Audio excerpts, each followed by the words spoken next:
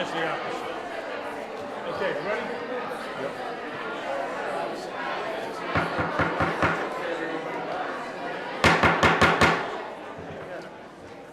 Okay, motion to reconvene as a council. Second. Okay, we have a motion and a second to reconvene as a council. All in favor? Aye. Opposed? Okay, thank you. Mr. President, before Rick makes his motion, I'm going to recuse myself. Okay, thank you.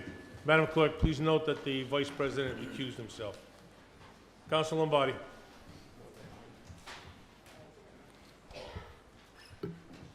So I make a motion to pass a resolution? You have a second? Second. Second. Okay, motion to pass resolution. All in favor? Aye. Aye. Opposed? Okay, Vice President's going to be joining us again. Welcome back.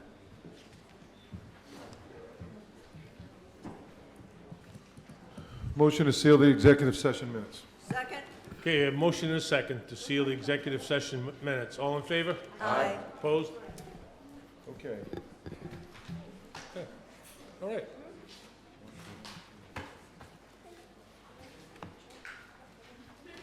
Are you all set, Councilor Santos? Yes. Okay. Item number 2, pursuant to Rule 25 of the Rules of the Councils, citizens may address the town on one subject only. Said subject of substantive town business neither discussed during the regular meeting nor related to personnel or job performance.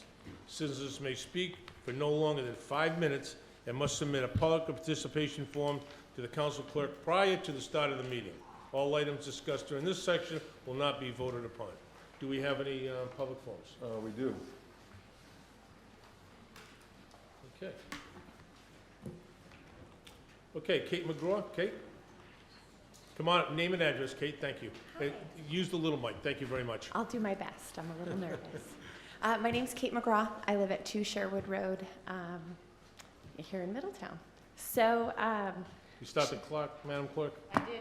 Thank you. Okay, great. So this is my son. His name is Brooks. He's 5. He and his little buddies are pumped to go to kindergarten in the fall. And so I came here today to speak to you about the level funding status of our schools. And I understand, as a public educator for almost 15 years, I do understand how funding formulas at the state level completely impact town funding, and that here in Middletown this has impacted our state education aid, and it's forced a downsizing of our school spending. I attended the most recent school committee meeting where possible budget cuts were shared from a brainstorming session at the office of the superintendent. At that meeting, I urged the school committee to consider cuts that did not impact direct instructional services to students, and I urged them to work with you collaboratively to change the level funding status of our schools for next year. Superintendent Krager shared close to 24 different ideas for how she might reduce spending in the school department. Some of those ideas require the school department and the town council to work together. And so I'm here today as one of your constituents to ask that you do that you work collaboratively with the school department so that budget cuts do not detract from instruction and improving learning outcomes for our children, all of Middletown's children who will be going to school in the fall.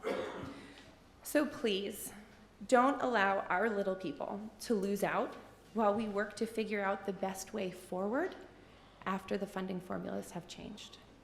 Thank you. I appreciate your time. Thanks, Kate. Thank you. Okay, Susan Addy. Susan Addy?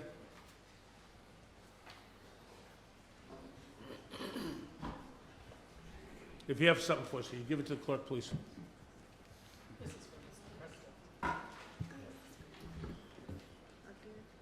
Sorry. Thank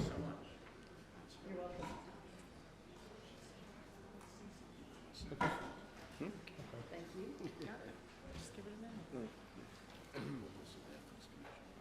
Good evening. My name is Susan Addy, 43 Willow Avenue.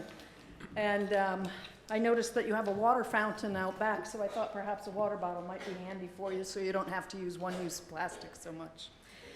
I wanted to bring up one-use plastic. I wanted to bring up waste, one-use plastic waste and waste management in general. I think I've brought it up a few times in the past, and I appreciate your efforts to date so far. I think one of my main concerns and issues is dragging feet. Everybody's sort of, I know we're busy, I know there's a million things on everybody's lists of things we have to do, but really getting on top of our waste management issue is vitally important. And I know a few of you have voiced that to me in the past. Communities like Nantucket, I've said this before, communities like Nantucket have banned one-use plastic items as much as possible. They've worked with their businesses, like their restaurants, to find ways to minimize the cost impact on those restaurants for changing from very cheap one-use plastic like styrofoam to using another product like something that has less of an impact on the environment. Nantucket Town Council is ready to have conversations with us to help guide us, to help us learn how to do that. And we here on Aquidneck Island and in Middletown in particular need to get serious and have some conversations about it. As you know, Clean Ocean Access has been working to pick up trash, as have many individuals over the past few years. And I just wanted to share with you some statistics. Worldwide, right now, one-use food containers, takeout containers from restaurants, as well as one-use water bottles, make up the second most common trash in the ocean. Here on Aquidneck Island, out of 370,000 items and collected just in 1 year, and this goes back now 2 years, 20,000 items were plastic bags, 21,000 were beverage bottles, water bottles, etc. 18,000 were aluminum cans, 26,000 were lids and caps, 17,000 were cups, plates, and utensils, but 43,000 were food containers, takeaway food containers.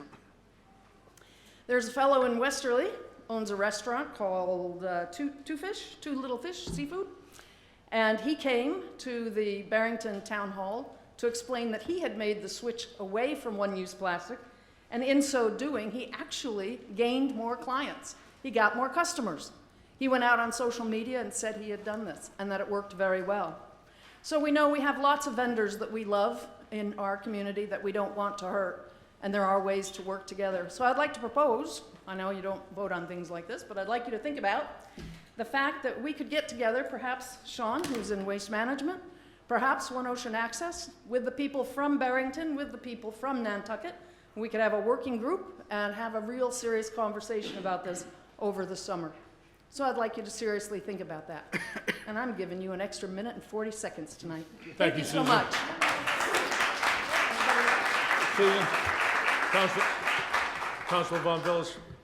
I was in California last week, and I was sitting at dinner. And while I was there, I was served with a straw. And somebody told me that they have some sort of legislation in California which does not any longer allow plastic straws. I can't tell the difference, but I brought it for you.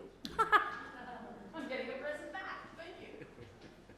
And it's supposed to be, it's not plastic. That's what they tell you, but it sure feels like it. Thank you. Thank you. Thank you, Susan. I got a minute. So these straws, these straws work very well. I work on a cruise ship, and we have bars, several bars. We stopped using straws. And I think maybe we have 3 people out of 3,000 a year that ask us for a straw. Maybe 3 people. So I think a lot of people want to embrace alternatives, and we can do it. I saw Woodsy out the other day. That was nice to see, too. Thank you very much, sir.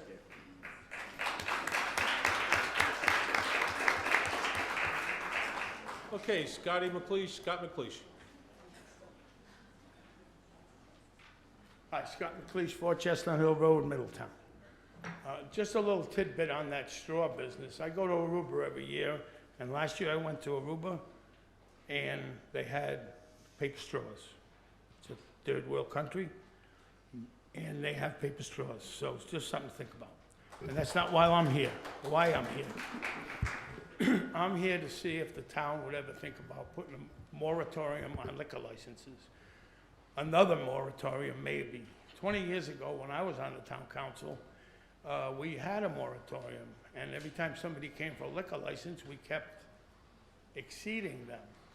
So I was informed tonight that there was 39 liquor licenses available.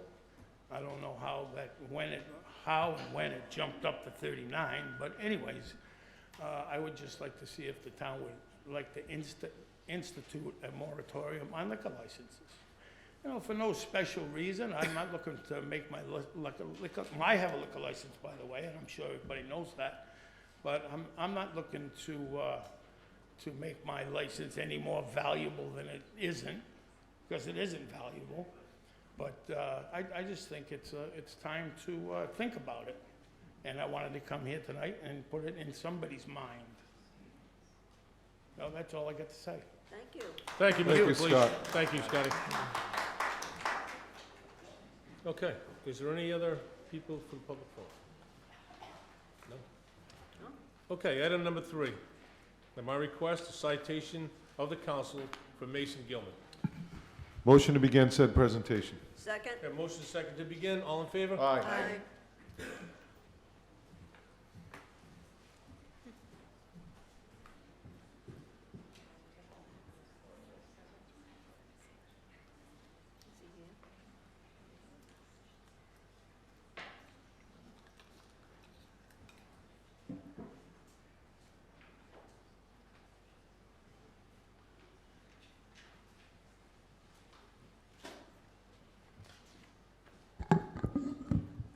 These are the fun things to do.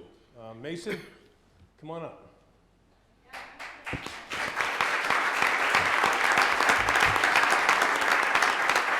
Come on over here, Mason. Look at this. State champ, state high school champ, brought the state championship home.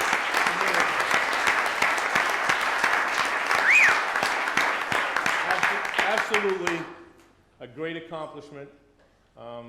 Is your grandpa here tonight with us? Yes. Jim?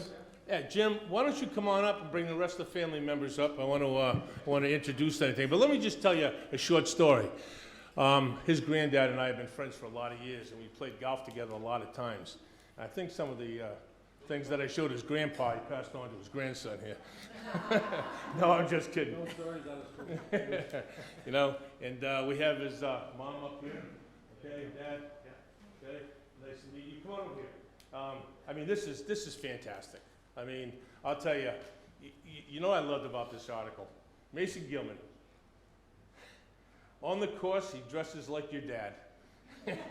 Sports a beat-up white trucker hat with the big blue M on it. You know, and he certainly does, but he's certainly a player. I mean, you go out there and win the state championship, and I talked to his coach.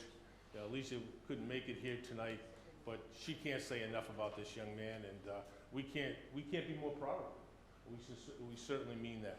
So, without any further ado, we hear the best part of your game is your short game. So we had a little presentation for you. You know, we got a little, we painted it up for you, so it's a little short way, just so you'll remember tonight, if anything else. You know? So you'll remember tonight.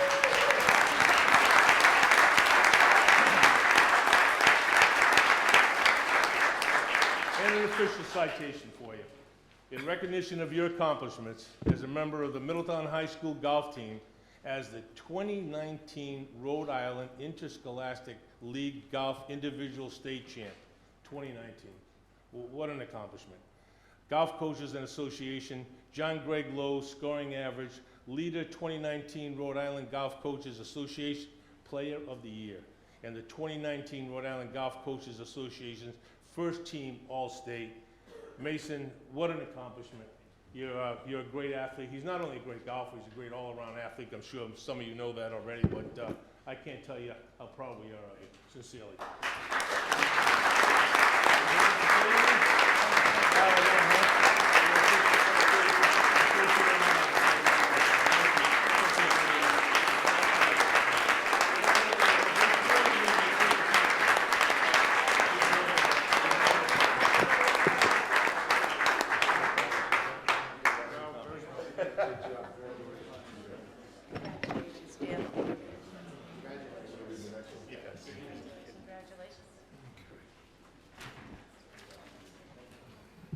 Okay, number 4, at the request of Council President Sylvia, citation of the council in reference to Middletown High School girls lacrosse team. Motion to begin said presentation. All in favor? Wow, huh? In order of how they happen, ladies, okay? Mason won the title first, but are you kidding me? What an accomplishment. The first time Division II lacrosse champions. Ladies, come on up. Is the coach in?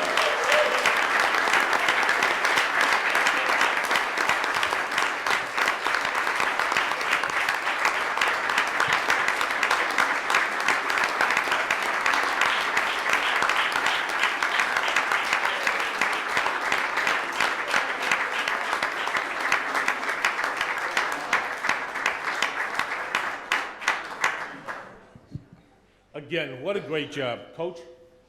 Both coaches, come on over. Okay? I'm going to make sure you make a few comments for the girls after, but I just want to tell you, there's no doubt, and you were the underdog. Fantastic. You brought the first title, division title home, lacrosse. Congratulations, ladies.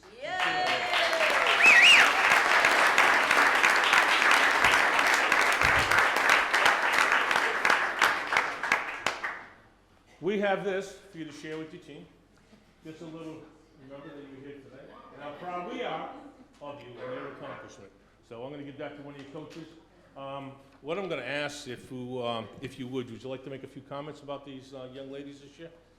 Sure. Thank you for this. This is so nice. This team is the epitome of what a team should be. Leadership, sportsmanship, teamwork, that's what they did.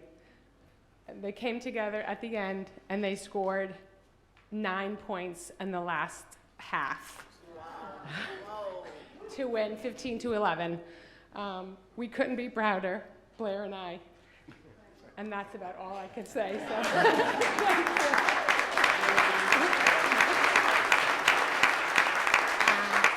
This is a great group of girls. They're so much fun. They're the hardest working team that Lisa and I have ever had, and that we've ever had. They came every single day. They never missed a practice. They had fabulous attitudes and great teamwork. And as Lisa and I said, it was the funnest part of our day every day just to come and coach. And they're a real pleasure, and they're going to go far in everything they do because they've got the right attitude and the right work ethic. So, good job to you.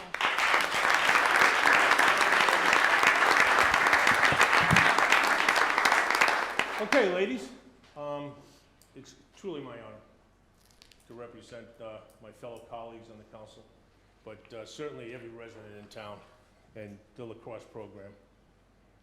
In recognition of your accomplishments as Rhode Island Division II State Championship, the Town Council extends their very best wishes in your future endeavors, given this 17th day of June 2019, and I cannot emphasize to you how proud we are of each and every one of you, sincerely. I mean,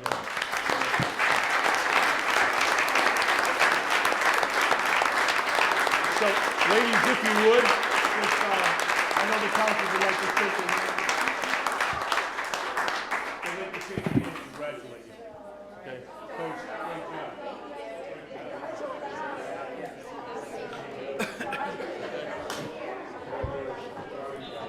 You're going to be here for next year, right?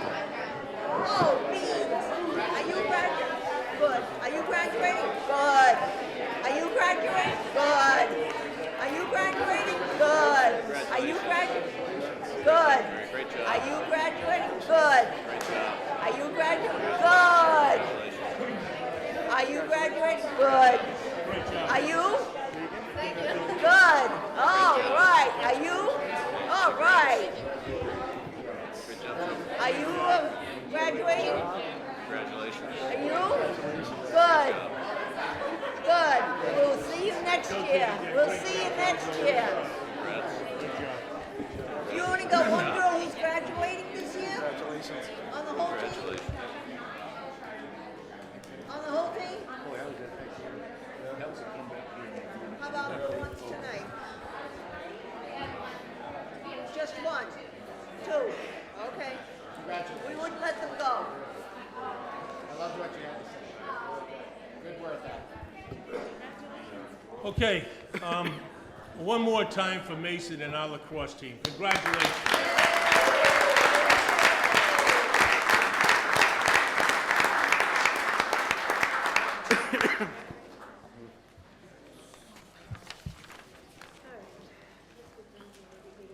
Okay, town business updates. Item number 5, communication of Council of Toronto, update on all active projects and status report that the town administrator presented to the town council. Motion to receive said communication.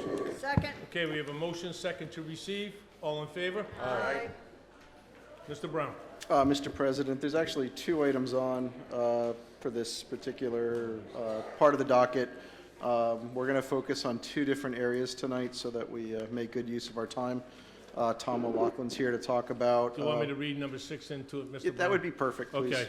Item number 6, in conjunction with item number 5, communication with Council of Toronto requesting overview status of rollout of the senior and veterans exemptions program. Motion to receive said communication. Second. Motion second to receive. All in favor? Aye. I'm just going to give a quick introduction to what, and Tom will talk about the details. The one thing that we wanted to talk about when we were looking at projects that are outstanding right now are the road projects that are going on throughout the town. And these would include a number of projects. The first 2 are Phase 1 and Phase 2 of the Red Road project, which is projects associated with a $5 million bond that was passed a couple years ago. We have the 2020 paving program, and the last is the town line sewer program. And after I sort of give this introduction, Tom will go through the details of the work that's happening through the town. The one thing I did want to highlight with the council is you have 2 maps that were handed out this evening. One is the road condition survey as of March 20th, 2012, and the other is the road condition index that was from, it's dated 2019, but was included in the 2020 capital improvement program that was recently just adopted by the council. And just for your information, I think when you look at the 2 maps and you look at the number of roads that were in poor condition in 2012 compared to what we have highlighted in 2019, there's a drastic difference, and I can just try to demonstrate the progress that we're making. The other reason I bring this to your attention is when we look at the map of 2019, you'll see that there are a number of red roads that are listed. As Tom talks about the program in detail, you'll hear that basically each one of those red roads will be addressed in the 2020 paving program, with the exception of Mitchell's Lane. And the reason for that is that we're anticipating that the construction of the 9-hole golf course is going to commence shortly, and we need to work with the developer. There will be utilities crossing the road. There will be cart paths crossing the road. There's literally the largest earth-moving project in the town's history will take place in the 9-hole golf course. So this is probably the worst time to touch the pavement that's out there. But Tom will run through the details of the plan. But staying true to the pavement management program, we're basically eliminating those poor roads from the town and continuing to keep up with the quality that the residents want to see. So with that, I'll let Tom go through the different details. Sure. As Sean mentioned, we're actually in the final closeout phase of both Red Road Phase 1 and 2, which is the bond projects. On the handout we gave out, we completed all the streets in Phase 1. High Street is in binder. We're going to be putting the top, we're anticipating the top going on that spring of next year. We want to continue just to monitor some of the trenches from the sewer project dating back to 2000. With Red Road Phase 2, all the roads are complete with the exception of Crescent Road. Crescent's still in binder. Our goal is to complete that. We're trying to coordinate the work between DOT projects on Lower Quidnick. Also, there is a private water line issue with several of the residents on Crescent. So the last thing we want to do is go ahead and pave the road and then have them have to dig it up for the water or make changes for DOT. So those are the two balance of those 2 projects. The town line project, which includes Bliss Mine, Livingston, Fenner, North Fenner, Vernon, and Boulevard. All of those roads will be in binder within the next week or 2. And then the top is slated for spring of 2020. With the, as Sean also mentioned, our FY 2020 paving program includes Allen, William, Acacia, Peckham, Perry, Reservoir, Rosedale, Third Beach Road, Turner, and Underwood. There is Mitchell's Lane, as Sean mentioned. We want to work with the developer of the golf course. We have some stormwater issues on Mitchell's Lane, and we've already had some preliminary conversations with the developer, and we're hoping they can actually take the water from the roadway and make it part of their project. So it benefits them, and it benefits the town and the residents that use Mitchell's Lane. And this will also, the town line project will close out the that phase of the sewer improvements in the Newport, Middletown Town Line area. I think the last, if I can, just one thing that we are focusing on this year is the paving of roads. We will have very little patching this year. We're focusing on the roads themselves. And there will be a component this year of crack seal work that'll be done in the neighborhoods. But the focus will be, again, addressing the red roads that remain. They're not part of the original red road list, but it's the roads that have failed since the last road condition index survey was completed by the town engineer. So. Okay. Council Lombardi? Tom, the Crescent Road, the water line issue, that hasn't been resolved yet? It has not been resolved. There's a ongoing issue between the residents, I believe there's 4 property owners, and the City of Newport Water Department. We've tried to assist as best we can. We provided the information that we have. It's a partially, obviously it's a private matter with those property owners, but again, what we don't want to do is go ahead and pave without resolution of that water line. There's been 2 repairs to date in that vicinity, and if they need to replace that water line, again, we just don't want to go ahead and put the top in those areas. So what we did is when we came down Briarwood, we stopped our paving to match DOT's because there should be no impact there, or hopefully no impact there. We've already worked with Newport Water that if there's an extension made, it would become off of Quidnick Ave. So again, we're just trying to leave that available to the residents and assist them in any way that we can. Peter, do we know what the status is on this? Where they're at? I don't. No one's contacted me with regard to this since last year. So it's a matter that's being disputed between the residents, the City of Newport. There's also a number of insurance claims that have been filed and adjudicated. So it's basically going through that process, but not a process where the town's looking at infrastructure. It's the same sort of issue that they ran into down off of Shore Drive, I think, or Tuckerman or something. Shore Was there another Drive. one? Shore Drive? That's correct. Yeah, same issue. They resolved that though, right? Yes, they did. Yeah. Yeah. Last question on Mitchell's Lane. Do you know, I know the stormwater runoff is an issue over there, and I know, has the developer of the golf course met with the residents over there yet? I don't know that he has. Some of their issues?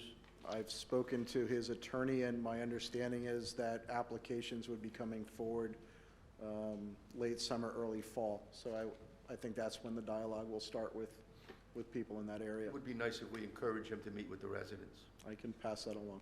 Okay, thank you. Vice President? So I was just going to touch on Mitchell's Lane as well. I know that where the golf course is, the proposed 9-hole on the other side, but there's drainage issues further down where Jimmy Holmes used to own, and they just built those 2 houses, and there's where the town owns, where Tibbetts down the bottom. I would hope we're addressing those because that's still not resolved. I mean, and I don't know how. I don't know the answer to that. I'm not an engineer, but I don't know the answer to that. But Well, we're working with the person who bought the home where the former Healing Co-op is to move the water from where we have the flooding issue across the street, away from her property and back into the wetland that currently exists. Tom's reached out, met with her, and we will be able to resolve that once we get some dry weather, which is, Okay, yep, but we're. thank you. Yep, we are Just, gonna just resolve that. one more thing, two more things, actually. High Street. High Street's been a thorn in the town's side since 1999, when Mike Embry was here. And so, it finally seems like it's getting resolved somewhat, but I wasn't clear, Tom, on how long you're gonna leave the binder coat there, because I think it's important, just my own opinion, having worked a little bit in that field in the past, that I would certainly like to see the binder coat there as almost as long as possible to make sure, because of the settling issues and those types of things that we had up there before. I mean, I know those people, the residents up there, long overdue, but it's been 20 years that this road's been an issue. No, we agree. So the binder that we actually place there, we typically use a Rhode Island DOT mix. What we did in this case, in a lot of cases now, is we use a Mass Highway spec, which actually has more liquid in it, so it actually keeps the binder tighter, so it gives a much longer life. So again, the issue out there are those trenches from that project from 1999, 2000, that we still have some concerns about, and we don't want to recommend putting the top down until we're comfortable that that settlement or any changes are going to occur. Thank you. My last comment is just, Sean, you made me very, very happy tonight saying that most of that $650,000 is going to be used to pave roads instead of seal crack. So while I do think seal cracking has some value, I would still like to urge my fellow councilors and the town administrator to kind of take a look at maybe the capital improvement, what we approved, and potentially reallocate some money to accelerate our road program. I think it's critical. I think it's a good idea. Councilor Toronto. I think that's a good idea, too. Tom, just a quick question. Newport Water. How much say do we have in our own, the water lines in our town? Like, we're talking about Crescent, and there's our residents have a water line that goes down there, and no one's sure who owns what, and we got lawyers now saying you own this and you own that, and there's lawsuits going back and forth, and there's like 4 or 5 residents that are really being put out right now, spending a lot of money with lawyers. How much communication do you have with Newport Water? Well, we have some of the information that Newport Water provided to those residents in those cases. Obviously, Newport Water, all the water mains in town are either owned by the City of Newport Water Department, or they might be private in some cases. So the city's position at this point is that that line is private for those 4 residents, for 4 property owners. Right. During inspections and other things, we presented facts and information that we had to assist and hopefully make it a determination. But again, at this point, our biggest goal for us is to assist those residents as best we can, and that's what we've been working on. Right, and they need our assistance because they're dealing with Newport Water, okay? And I went down there and I was talking to the family that lives there and the multiple families, and they were showing me where the line went. Okay, this is a private line here, and we were getting that. But then the private line then continued across Crescent, under the Quidnick Pizza parking lot, into the center of a Quidnick Road, and they said that was a private road. Is that true? A private line? Are they responsible for that too? So the main in a Quidnick Ave that runs parallel to the curbing approximately, that is City of Newport. There's no, I don't believe there's any dispute of that. There's a line that comes off, what you're describing, that is still in the right-of-way of Crescent, but it goes up into a little bit of that curbing and paved area in front of a Quidnick Pizza. Right. It goes up, it runs up there, and then turns and goes up Crescent Road. The dispute is that that piece from the main in a Quidnick Ave, running up Crescent, is private to those 4 property owners that are there. So the town, obviously with, again, what we did was, when they had leaks and there were repairs done by different contractors, either for the property owners and or the city, we also had our staff on site to document what we saw, so that we could provide that information back to the property owners and helping them make their claims. So I guess he said that Newport Water was threatening to shut his water off a number of times. We received a number of letters that they were gonna shut his water off. On the day they came to shut the water off, they couldn't shut the water off exactly, so they had to cut like a 5-foot hole in the middle of Aquidneck Ave to get to the shut-off valve. Did you get that email? We were actually on site when they did that work.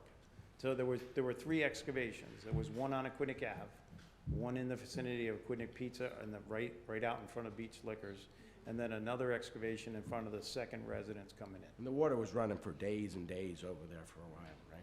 So the other piece, and I'll just let that go, and hopefully you guys will work that out, you know, so the residents aren't paying tens of thousands of dollars in legal fees to defend off Newport Water and all these lawyers.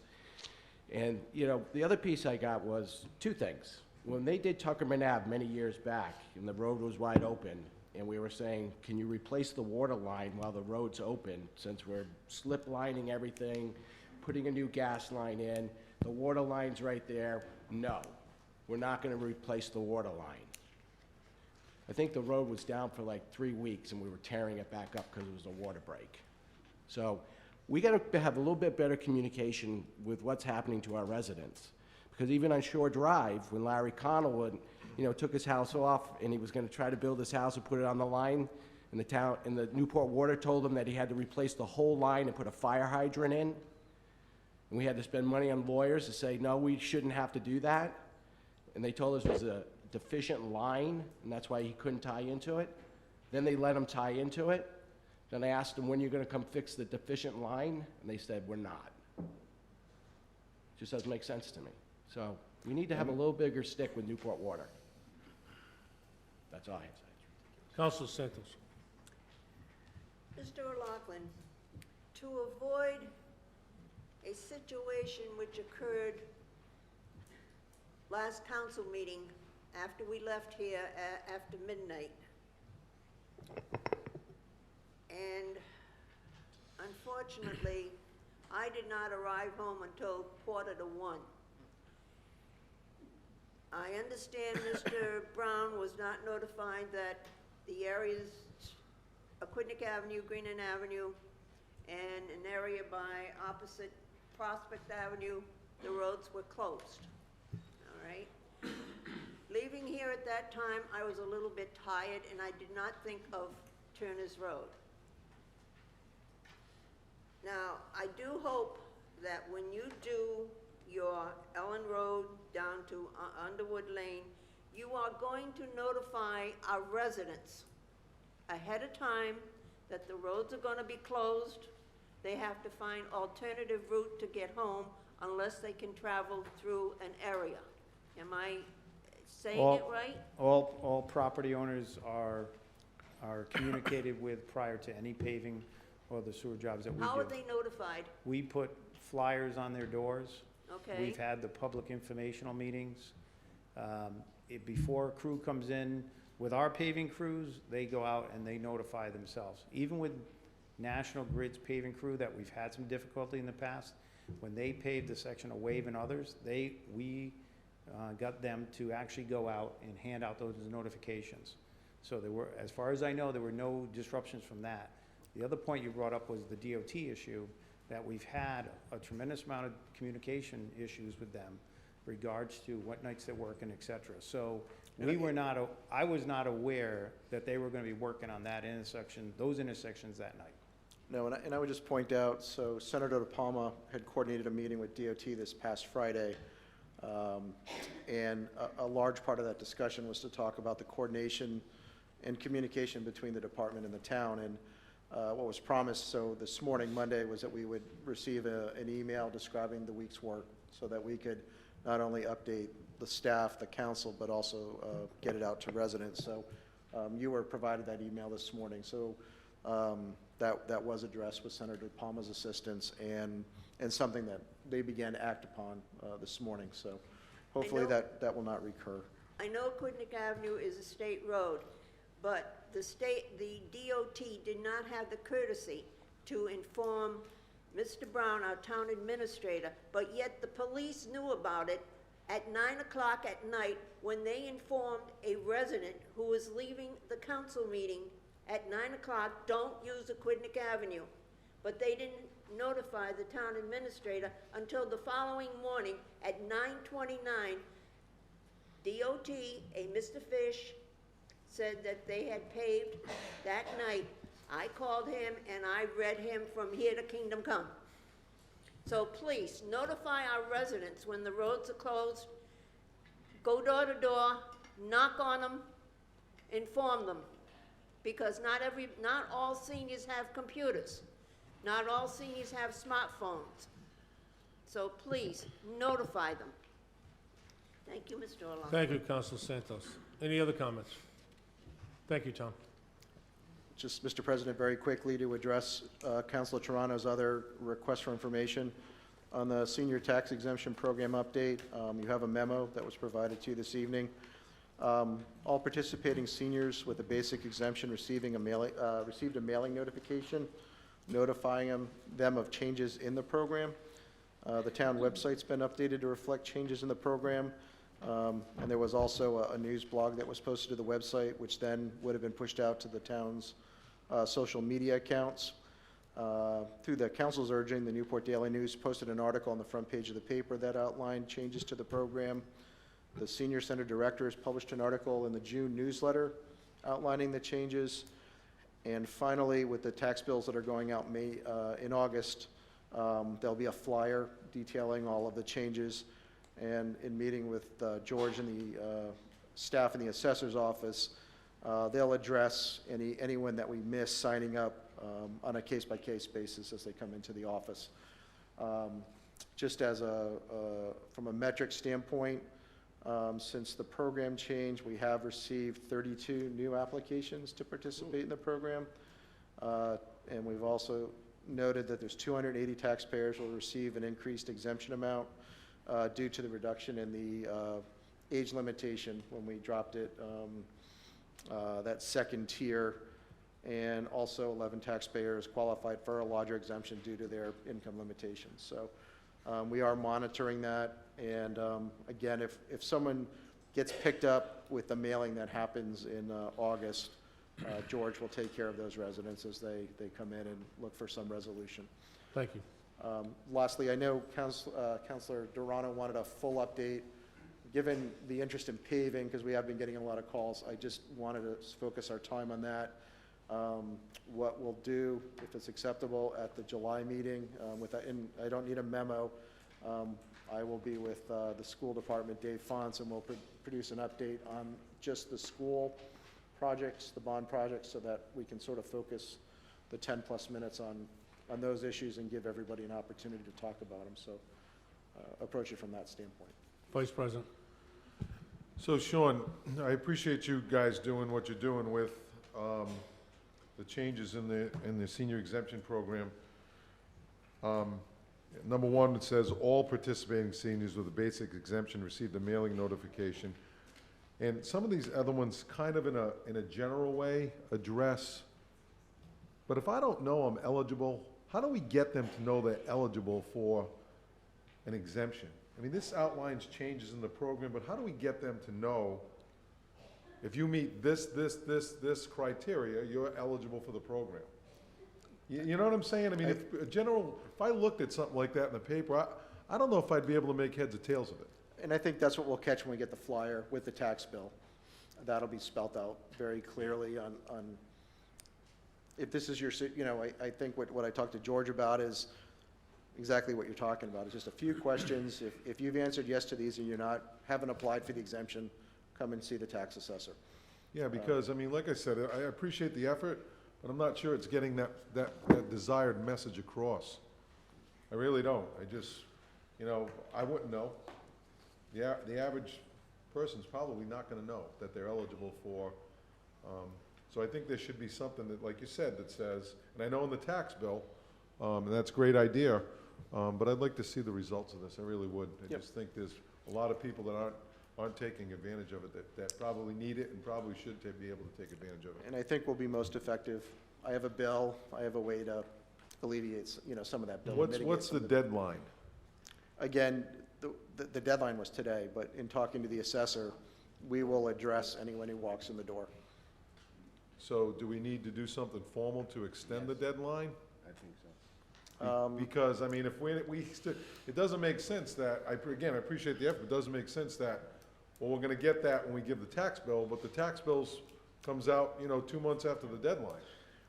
Why don't I talk to the assessor and the solicitor and bring that to Okay. the July That's a 1st good meeting? point. Why don't I just put something on the next docket? And let's That's- officially, let's just do it, and that way you'll have the standing to move forward with. Okay. Okay? All right, good points. Counselor Santos? Mr. Brown, has the tax sale occurred? No, It hasn't. When is the date, please?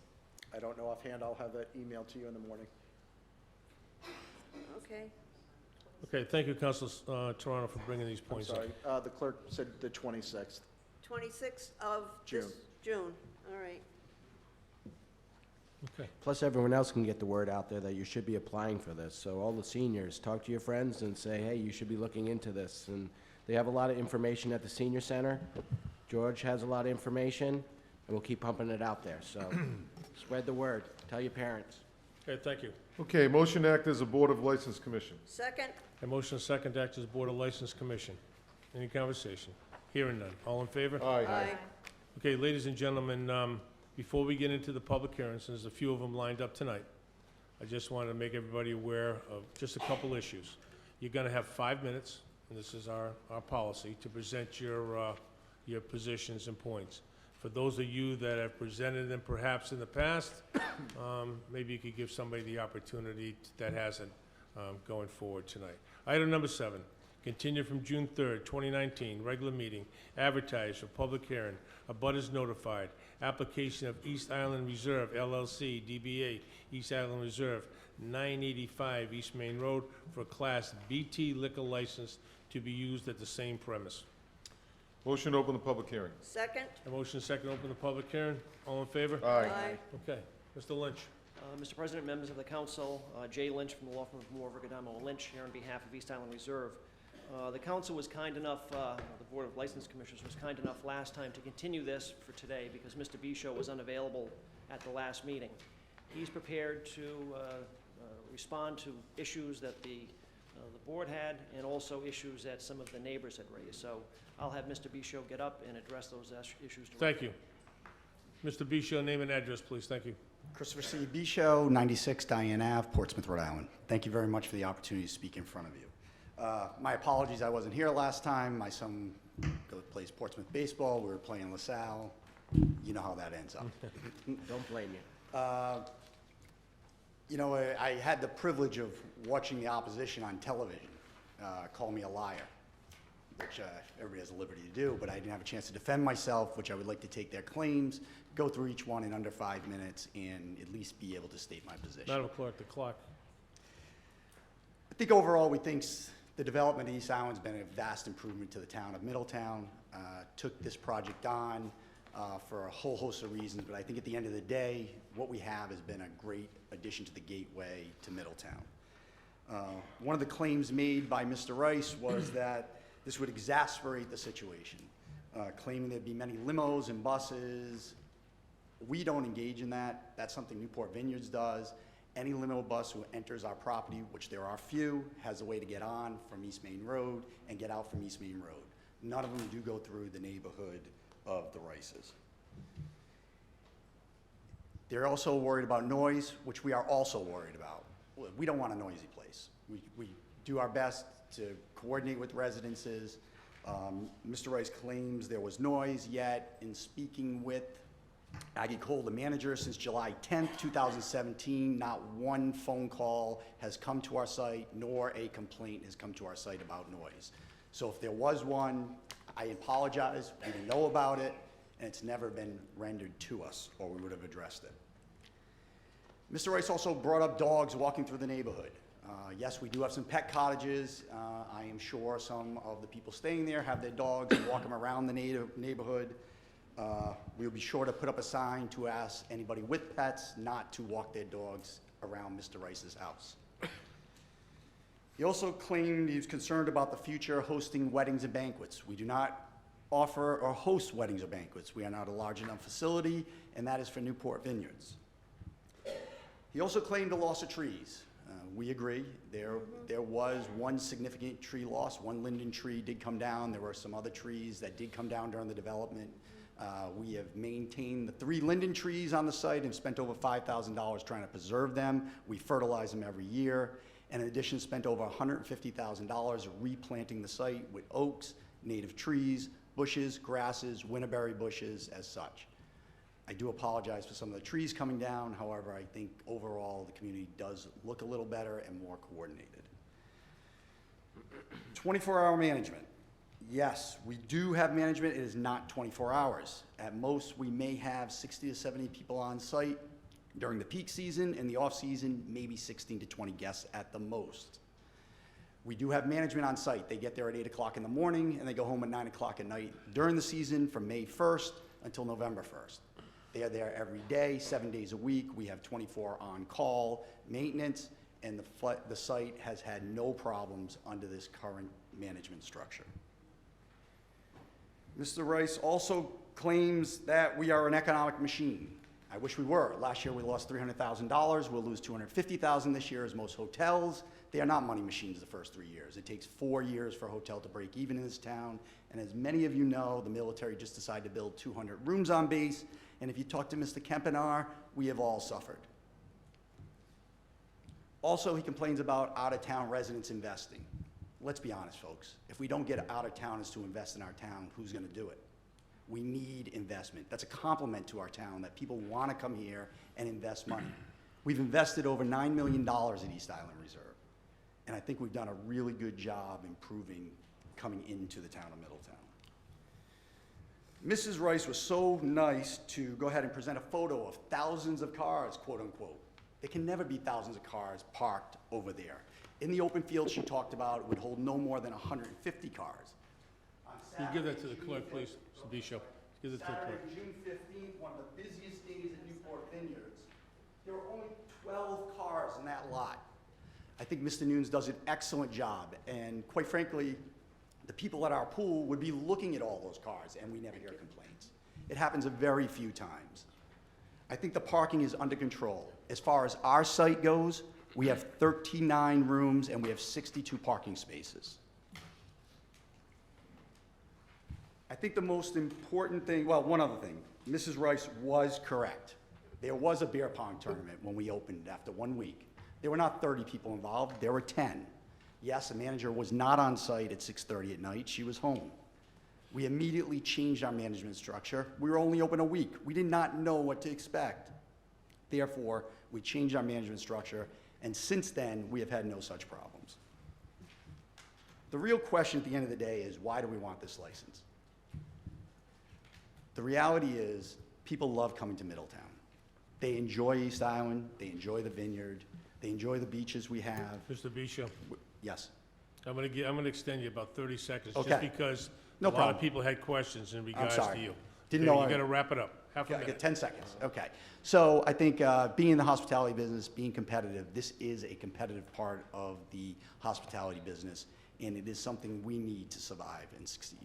Thank you. Thank you. Okay. Mr. President, Council Santos. I'd like to ask you a question.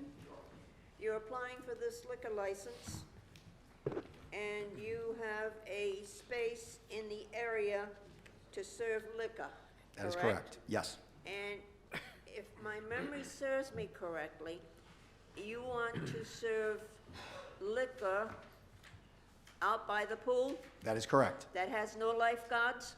that is correct. All right. My problem is children of a certain age cannot read the sign, no lifeguard. All right? Is that pool secured that no child under a certain age, 2, 3, cannot get in there?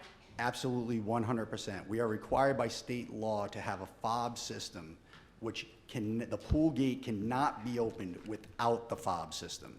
You cannot get into the pool area. But you still don't have a lifeguard on duty? No, we're not required under Rhode Island state And you law. want to serve liquor out to the pool? People bring alcohol out to the pool now, Mrs. Santos. Well, I'm talking about your bar serving it out to the pool, having a waiter carry out Yes. you're doing that. Yes, All right, thank you. you're welcome. Okay. Anyone else in the audience like to address, make any comments?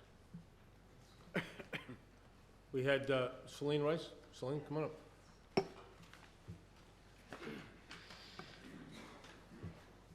Thank you so much for having me again today. I do Name want and address, please. Oh, sure, I'm sorry. Celine Rice, 113 Meadow Lane, Middletown, Rhode Island.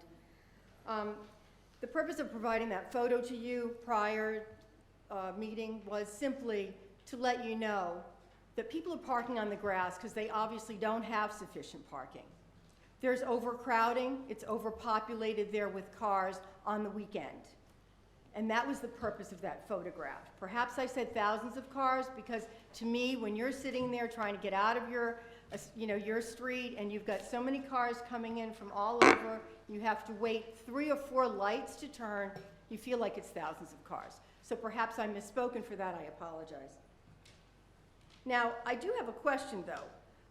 The R30 use variance that was issued, was that issued to use alcohol? I mean, are you supposed to have alcohol use in an R30 zoning? Mr. Solicitor. The property was approved by the zoning board for the hotel, and the building official, Mr. Kane, has determined that a facility, restaurant, serving alcoholic beverages is a permitted accessory use to a hotel under the terms of the zoning code. So let me just ask again, because when I was here at those meetings, everything that was approved was for a hotel or a motel. Now, a hotel, according to Middletown, has hallways. These are independent buildings, certainly more like a motel, and that's what Middletown advises, the difference between a hotel and a motel. Now, all the meetings I was at, they basically spoke to the fact that these were going to be pool, community areas, nothing of a bar or anything like that was ever brought to those meetings for an R30. And I don't believe that there's alcohol permitted in an R30 zoning. I'm just asking that question. As I said, the building official has stated that a restaurant or other facility as proposed is a permitted accessory use to the hotel use, which was allowed by the zoning board. So when this board grants a primary use such as a hotel, there are certain accessory uses that are allowed to go along with that use.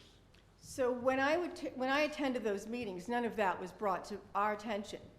Truly, we thought it was an R30, that they were going to have pool, perhaps a pool room, a gym. That was what the use was for those buildings that were by the pool. There was never mention of a bar, nor was it brought to our attention as abutters that this was going to be something that we would see in the future. I really feel, sir, that this is a bait and switch, that we were given an opportunity to see plans that were clearly not to have anything to do with a restaurant, not a bar. And I would simply ask that there be a site plan amendment to introduce exactly what the purpose of this is. Because otherwise, what's the need? The demonstrated need here is a hardship and it's financial. That's not typically what you would approve. A hardship has to be something beyond financial. And I don't see that to be the case here. I rest. Thank you, Celine. Thank you. David Rice. David?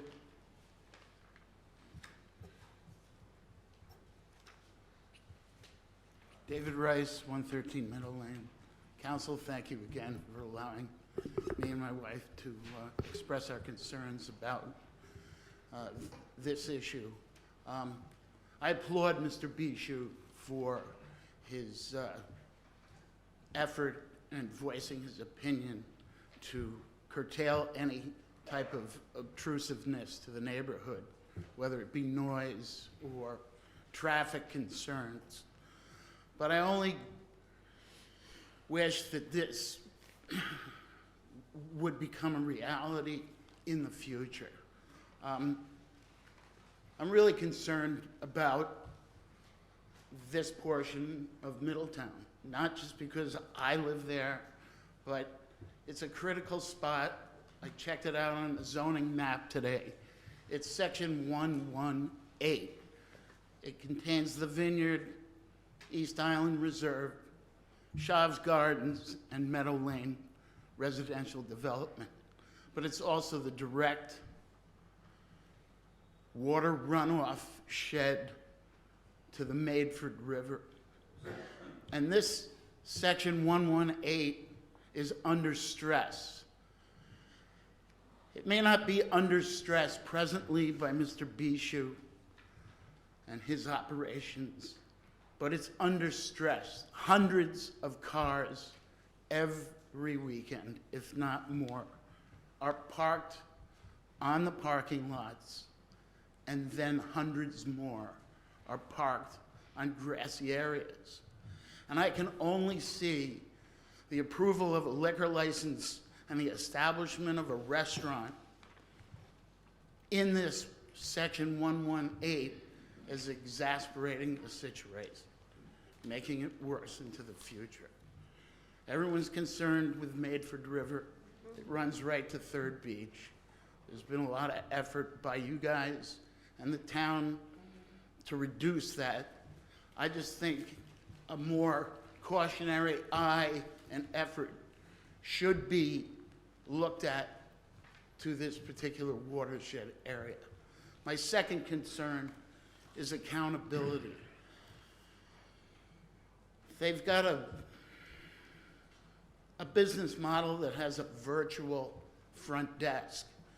It goes till 9 o'clock. They want to serve alcohol way beyond that 9 o'clock point in time when management leaves the premises. I'm afraid that if approved, this license for the entire 2-acre parcel, by the way, would not be afforded the proper supervision that a normal hotel would offer with management and security. And my third concern is, what is the future going to bring? I'm really afraid that this is just a foot in the door for further expansion. I've presented arguments in front of you guys, the zoning board. I think this is my 5th time, and I think it's going to continue. What's next? Special use, special, permits for events, outdoor music permits, expansion to the south. It's a small town. Everybody is probably aware of the fact that Shav's Gardens may not be in business for a long time coming into the future, which makes that parcel of land open to somebody like Mr. Bishu expanding into it. And I would hate to see from Elephant Lane south to the Vineyard, almost 4 acres of legalized liquor service and overdevelopment in such a fragile section of town. So these are just some concerns. I hope he keeps the noise down. He has done a good job beautifying what was once there. We all know what was once there. But it's just something that needs to be scrutinized and really thought about when you are Thank you, Mr. Rice. offering a liquor license. Thank you. Thank you. Okay, Lawrence Frank. Lawrence. Okay, thank you. Okay, is there anyone else in the audience that'd like to address this issue? Okay, seeing none. Okay, motion to close the public hearing. Second. A motion second to close. All in favor? Aye. Okay. Counsel Lombardi? So, first of all, I want to start out with the positive and commend Mr. Bishu for making that area much better than what it was. The town, before I was on the council, got rid of the billboards, the cabins are gone. On my first term on the council, we had the issue regarding the possibility of recreation area, and one of the huge issues was, in fact, the watershed in that area, bordering Meadow Lane and the whole bit. So it's a sensitive area. I know the planning board at some point in the near future is going to be coming in front of the town with an overlay regarding a rural village type of concept. And this is the gateway to Middletown from the East Main Road. What we see there needs to be what we want people to have a picture of what Middletown is and what it could be in the future. I have concerns about a BT license on this property. A BT license means alcohol can be served anywhere on this property. And if you look at the map they gave us, it clearly says that. The serving area encompasses the entire property. So that's my number one concern. My second concern, and I will give you, I walked that neighborhood, I've talked to some of the residents, and I've learned that the cars that are being parked there, in many cases, were given permission by Shav's Gardens to park there from the vineyard for things that they've had at the vineyard. So, but at the end of the day, the other complaint I'm hearing is that it's a stressed area because of that. And people are waiting 3 and 4 changes of the light to get out of that area. And should Shav's not continue to be there, and somebody expand there, maybe Mr. Bishu, I don't know. It would seem to make sense that maybe that would happen. It could exacerbate the situation. The other thing is, you know, Mr. McLeish mentioned something about liquor licenses, and I like to see us take each one individually and vet it out. And, you know, we do have a limit on the number of licenses in this town. A moratorium is not always the answer, but at the end of the day, I think you should weigh each one on its own merit. And in this case, I can't support this. I can see issues happening at night. He already allows people to bring liquor onto the premises. People can bring their own liquor. I don't necessarily believe that you need a license to do that. And you just don't know. I can see issues happening there. And when you don't have 24/7 someone on the premises, a property manager, it's just asking for trouble, particularly late at night. We may not have complaints, I understand it. That doesn't mean we won't get them in the future, particularly if there's an expansion. So the other piece of this is the hardship. And my understanding is that financial reasons, They're not required to show a hardship. they're not. Oh. Well, okay. No. It's still an issue for me. I can't support this. I'm not saying you're not running a good business, Mr. Bishu. I think you are. I think it looks great, but I just think with this type of business abutting a residential neighborhood, it's asking for problems. The residents I've talked to, and it's not just the Rices. I walked through that neighborhood and talked to the people. They've got real concerns about their quality of life. I'm not saying you've been dishonest about what representations you've made. I have been told by others that you are a fine, upstanding, and honest individual. I would never say that you're not. But you have to understand, it's not in your backyard. It's in someone else's backyard. And it's an issue for them. Our neighborhoods are changing in this town in a big way for a lot of different reasons. And I think we need to worry about the quality of life of the people that have to live there. That's my major concern. You've got a business, and it will establish, and I'm sure it will flourish. As you said, it takes 3 to 5 years to get it going. And I wish you all the best, but I can't support this. Council Flynn. Thank you, Mr. President. So I found it interesting, reflecting after the last hearing that we had, that Mr. Lynch referred to the guest service being to their rooms. And, you know, this isn't a single building, as that statement would imply. This is a separate entity in the zoning code listed as extended stay, which is how this property is advertised. And it's built as a neighborhood of standalone homes. So, not an enclosed hotel building, but a neighborhood. So the service area, to me, I don't know if you guys saw the docket, but this is the map, and they want the service area from the pool area to be the entire neighborhood. It just seems to me that's like drinking in public. If you're gonna have people serving alcohol or walking around to buildings, to separate buildings on this property. And I just don't think that that's something we'd want in our neighborhood. I don't think that's something that the visitors there or the guests want to see.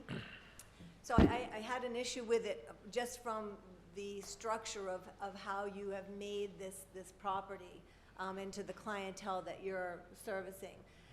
To the zoning board decision, thank you, Mrs. Rice, for bringing that up, because I too, they requested a special use permit from the zoning board for this particular property, and the board made the following findings of facts in order to approve it, and it says in the decision, write-up, that the proposed property will not create a nuisance in the neighborhood and is compatible with the comprehensive plan, and that the proposed use will not result in hazardous conditions or conditions inimical to the public health, safety, or welfare. And we've got abutters who have testified, observations, that they have these exact concerns with what has actually come to fruition on this property. That's just the special use permit request that was approved. The variance that was approved is to convert the current dwelling into an innkeeper's residence and construct a pool and fitness center to service the adjacent hotel. As Ms. Rice pointed out, nothing about a potential restaurant or bar. And, those were the proposed uses. That's what the zoning board, when they assessed it, said that would work within the findings that they did, are required to find. The proposed innkeeper's residence, pool and fitness center. Not a restaurant, not a bar. So I share those concerns. I think that what was analyzed and assessed by our zoning board is what's there. I guess the fitness center is to be built. It hasn't been built yet, or it was going to be in the future. So I think that we didn't bargain for more than that in this town, and I don't think that I can support more than that. Thank you, Councilor Flynn. Vice President. So Chris, nice job out there. It looks, when I first saw it, I get, what the heck's going on here? I didn't know some of these tiny houses and, bring back the cottages. No, I'm just kidding. So, but yeah, the place looks great. It's just, for me, I'm not gonna support it because I think, a lot of the reasons that Rick stated and Terry stated, they already bring in alcohol. So I'm not sure I see need. I know it's financial. I know you're trying to make money, and I get it. But at some point, like Rick said, there's always going to be an issue with anytime commercial abuts residential. Everybody knows that going into it. Neighbors come to the hearings. And so having said that, at what point, do you say enough's enough with alcohol? I know you're trying to do the best you can with noise, but along with alcohol comes noise. Especially if there's no management on the property after a certain amount of time. And I get it, people go home, but I still think there should be somebody there. So, again, great job with what you've done with it.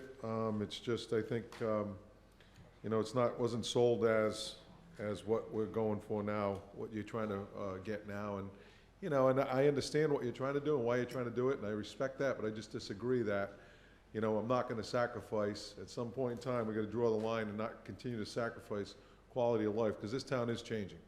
The whole landscape of this town's changing as we become more of a second-home community. It seems like more and more stuff's being allowed, and at some point in time, we've got to protect the residents, and I see this as an opportunity to do that. I know you don't agree with that, but that's just how I feel, and I think, we wear a bunch of hats. We're residents.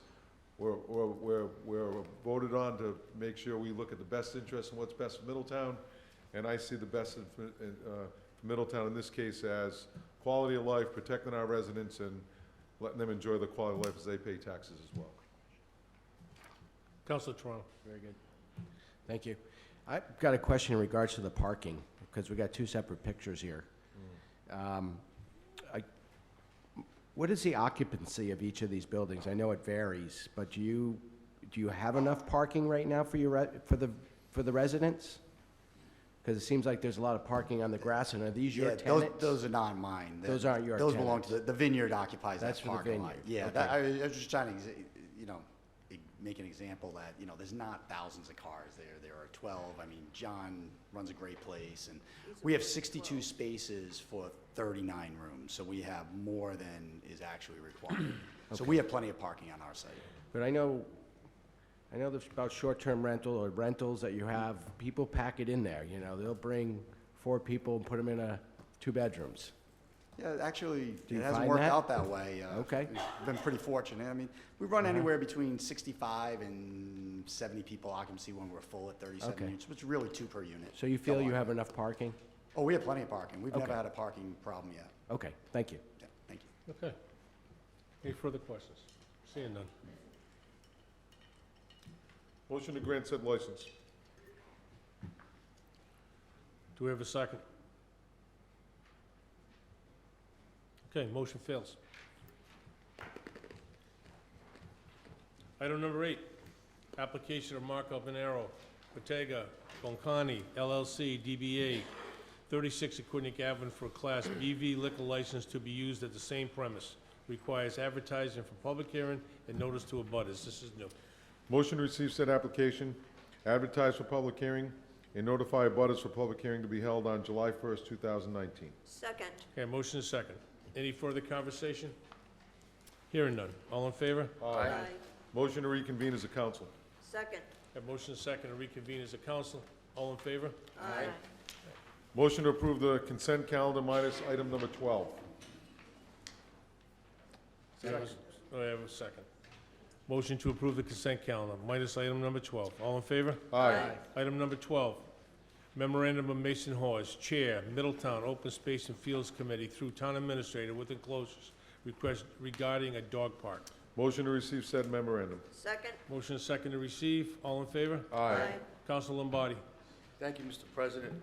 We're in receipt of a memorandum from Mason Hawes, the Chair of the Middletown Open Space and Fields Committee, to Mr. Brown regarding something that the council sent to the Open Space and Fields Committee.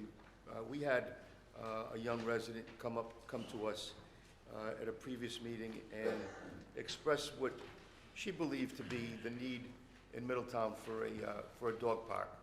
Now, we know we have one in Newport and we have one in Portsmouth, and they're both very nice, and they accommodate the needs of their communities. But for anyone, including some of us sitting up here, that's ever walked around town and knocked on doors during election time, we know that there's just a good number of people in this town that have dogs, and some have more than one, and other pets, obviously. But the memorandum from Mr. Hawes basically said that the Middletown Open Space and Fields Committee discussed the request regarding a dog park. The committee, which they have a subcommittee addressing this, does not feel that a dog park is needed. Should our community strongly support the creation of a dog park, then the committee would be glad to assist. I sent an email to Mr. Brown, copied it to Mr. Hawes and a couple members of the council today. And I just have a concern about this kind of a memo coming from a town committee, which is advisory, that says that they believe we don't need a dog park at this time. And I see no supporting documentation to support that. And I know from, again, knocking on doors at election time and talking to people, I've had a number of people say to me, it would be nice if we had one. My suggestion is going to be that the subcommittee, the Open Space and Fields Committee, what we should ask them to do as a council is to have them have a workshop, a public workshop. Let's get it out there, let's advertise it, and let's see if the public comes out and supports a dog park. And if they do, then I think we should move forward. If they don't, and they don't come out, which in some cases, that happens and we know that, then we put this to rest. But I don't believe a subcommittee made up of just a few people should be speaking for the entire town of Middletown, for all the residents of this town. I think that we talk about transparency, and we talk about doing things out in the open, and this council has been pretty good about doing that since I've been on the council. And I think we need to do that. We need to vet this in public. We need to have an open dialogue, and if it supports it, then we see if we can find a place, and, you know, maybe like Portsmouth did through some donations and some community activism, we get it done. But just to come out with a three-line memorandum that said they don't believe we need one, well, that's just maybe 5 or 6 people's opinion. And I think we need to hear it. We need to hear it from the residents of the community. So, based on that, can I make a motion? I have a suggestion. Go ahead. I have a suggestion that you put it on as a docket item. We don't have to go through a subcommittee or a committee of volunteers to the town. Put it as a docket item. We'll vent it on the docket. We'll have a public input on the docket, and we'll go that route. That would be my, Council Flynn, you want to weigh in? I would just like to make a comment, because I have to say that I am one of the liaisons to the Open Space and Fields Committee, and it is a very hard-working group, and they do their due diligence. I don't question their assessment. I do agree with you, Council Lombardi. I was very disappointed that they did not give the council or the public in their memo any evidence backup to their finding. So as a suggestion for when we are asking for an assessment on something, that we make sure that those memos from our committees include the backup of their decision, just bullet points, the top 3 reasons, so that we and the rest of the public can know how they came to that decision. And yes, a docket item I think is very appropriate. Okay, so that would be my suggestion, Council Lombardi. Put it on the next docket as a docket item, and we'll let the council champion this and spearhead it. I'll get it to you tomorrow. Okay. Thank you very All right, much. any further conversation? Okay, thank you. Item number 29, licenses. Continued from June 3rd, 2019, regular meeting, application of East Island Reserve LLC, DBA East Island Reserve, 985 East Main Road for a victualling house license for the 2018-2019 licensing year. This is new. Motion to grant said license contingent upon building official, fire marshal, public works, and board of health approvals. Second? We have motion second to approve. Any further conversation? Hearing none. All in favor? Aye. Thank you. Item number 30, application of Caleb Farrow, Fall River, Mass. for a tattoo license to be used at Trouble Soul, 999 West Main Road. This is new. Motion to grant said license. Second? We have motion second to grant. Any conversation? Hearing none. All in favor? Aye. Mr. Third- President? Council Flynn. I'm so sorry, but I wanted to go back to number 29. That is the East Island Reserve property, the same It one? is. Okay, It so is? it is. Do you have a question? Yes, Go ahead. this license would be for victualling. For food. Food, victualling. Okay. And so they're going to serve food. And that's okay. Under the zoning code, a lunchroom, restaurant facility is a permitted accessory use to a hotel or motel. I Wait, believe is it's that- under section 1408 of the zoning code. So I guess my question, I'm sorry I didn't catch it before, it goes so fast. Was that the same service area, the same hours? What exactly does that imply for this particular property? It would be the same service area. They would. Madam Clerk, do you have a mic? It would be in the same service area, and they would have the right to serve food up until midnight, right? Midnight. No, wait a minute, because they're not doing 10 o'clock. Because it's a regular victualling house license. So all they could serve is food. For the whole service area. See, I'm not. So you could serve in the area by the pool, in the community room, and I think they could also They could provide take, room service. right, they could provide room room service if they service to the choose to. rooms. Which is, again, the profile of this property is really not conducive to that, because they've built it as a neighborhood. I'm not sure that, once again, in an R30, that belongs. Well, it was voted on. Okay. Number one, okay? Number two, I can understand your point, not being aware of it, but my only suggestion would be to, Reconsider next time? if you want to reconsider your position on it, okay? For, You could for do- next time, yeah, or? Yeah, you okay. can't do it now. I understand. Okay. Yes, thank you. All right, any further questions? Okay, all right. Item number 31, application of Rizwan Ahmed, DBA, Road Rage, Bristol, for peddler's license, including special events by invitation for the 2019-2020 licensing year. This is new. Motion to grant said license. Second? Okay, motion second to grant. Any conversation? Hearing none. All in favor? Aye. Okay, item number 32. Application of MAJ LLC, DBA Rocco and Mia's Little Italy, 59 Aquidneck Avenue, for renewal of amusement license for the 2019-2020 licensing year. Motion to grant said license. Second? Okay. Conversation. Yes, Mr. President, is the Councilor applicant, Flynn. is the applicant here this evening? Come on up to the mic, please. Name and address. Good afternoon, May Joinat, 59 Aquidneck Avenue. Is that your residence? No, that's the Who's your business. residence? 663 Admiral Street, Providence. Okay. If you could just either pull the mic towards you, just so we can hear you, okay? Okay. Thank you. Yes, sir. Somebody wanted to ask a Yes, question? I Councilor did. Flynn, go right ahead. Oh, thank you. So are you Ms. Dwinett? Yes. Okay. I've made some notes, so I'm going to use them. I hope you don't mind. No I problem. have requested your attention for this particular renewal for two issues surrounding the application. And I'm going to address the issues, and then I'm going to ask you a question, okay? Yes. So the first issue, excuse me, is, as you know, the council is very, very sensitive to the areas of town where businesses abut residences.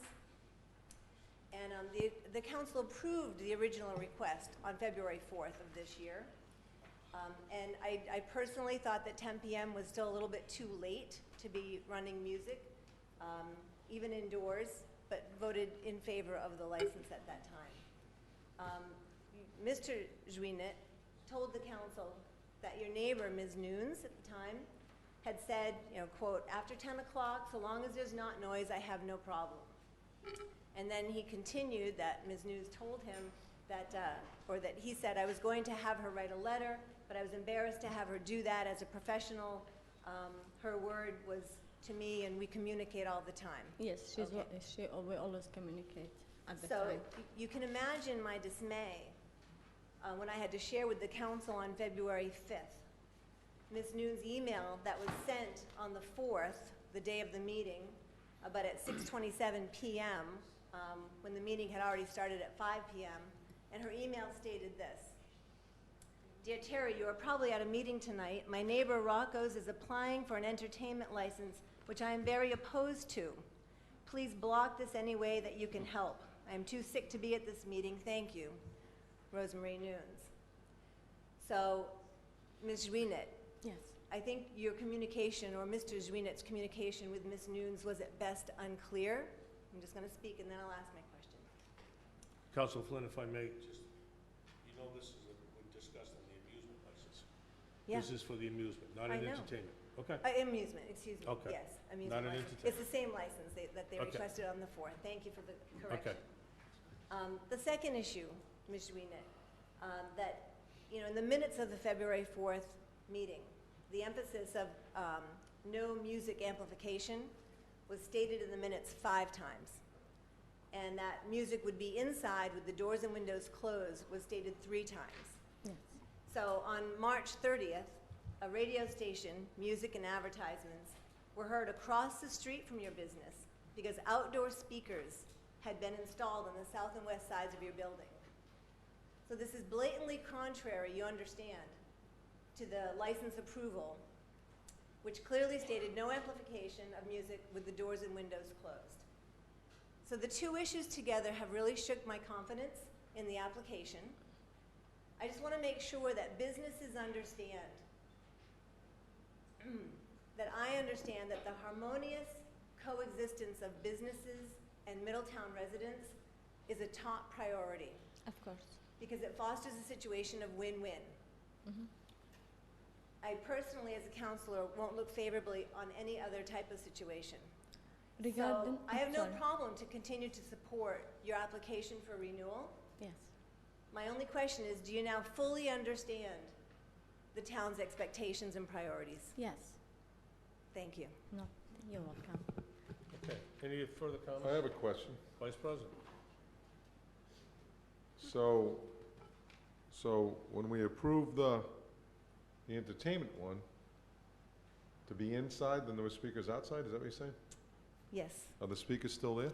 Those speakers, there was in the building, original. I can't hear you. Those speakers was in the building, original, along with the speakers inside. They play through the radio station or whatever, like, you know, the phone. You put just the music to listen to. It's not like, but if I- there's an issue, I can take them off.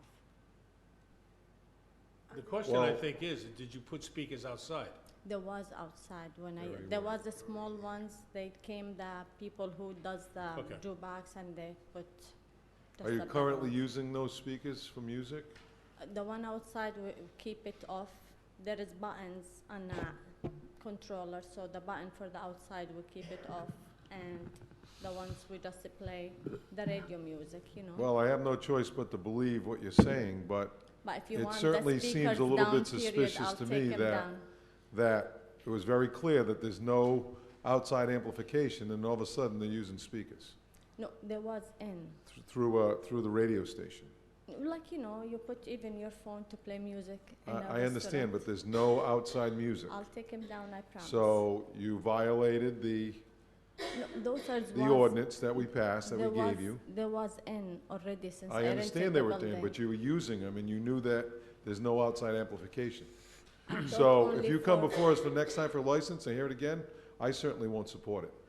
And I'll I would try. suggest strongly that you take them down. I will, Thank you. no problem. Okay, any further questions? Okay, we have a motion, it's been seconded to grant said license. All in favor? Aye. Aye. Opposed? Thank Okay. you. Have a good day. Item number 33, other communications. Continued from June 3rd, 2019, regular meeting, communication of Colleen Burge-Jamon, Superintendent of Schools, City of Newport, discussion on a unified school district. Motion to receive said communication. Second? Motion is second to receive, all in favor? Aye. Okay, Madam Clerk, Yes. 5 minutes. Anybody likes to talk? Okay, the only, again, I'm just gonna repeat, if you spoke last time, if you have something new to add, please feel free to come up. Everybody's gonna get 5 minutes. When the red light comes on, that's it. Those of you that haven't made any comments, would like to make some comments, feel free to come on up. We have a couple of people that signed up already. Chris Simonelli. Chris?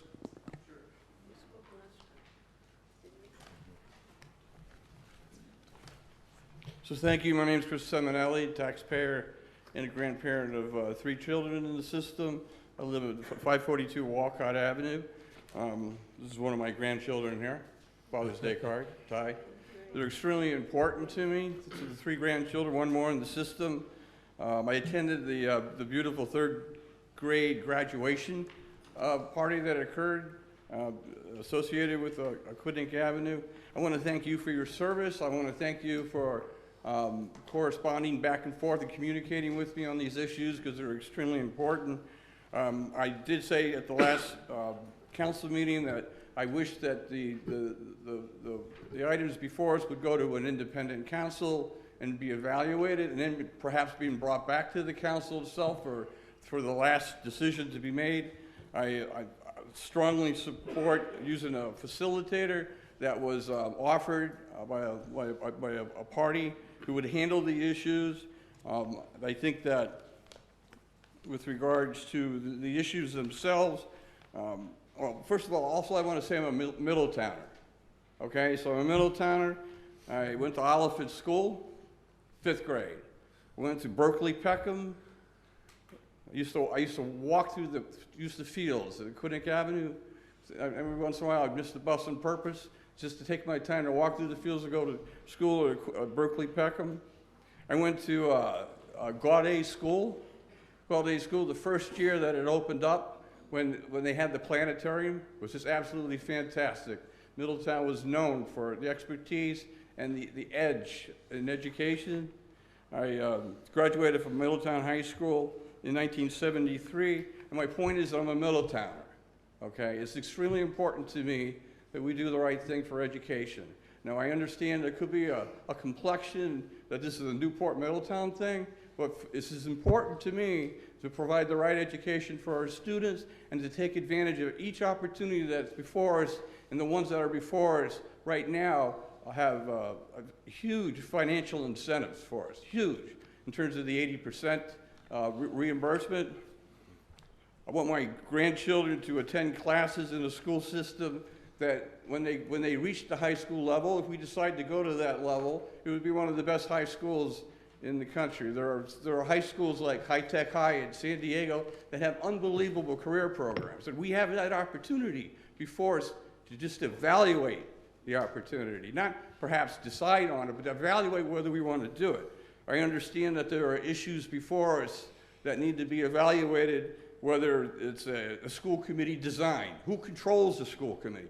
These are very valid points. These are points that we should all sit back and look at. What would Middletown want in terms of going forward in education? I understand that there's concerns about loss of social capital, and that's absolutely true. I was on the council getting calls when we went through this last time, right? And people were calling, well, what about Middletown, right? If we combine the two, what about our signature? And I think that's an extremely valuable point and something that needs to be protected, but evaluated and have the opportunity to look at it in a fashion that we're not committed to, but we can decide on, and let the town decide what they like to do.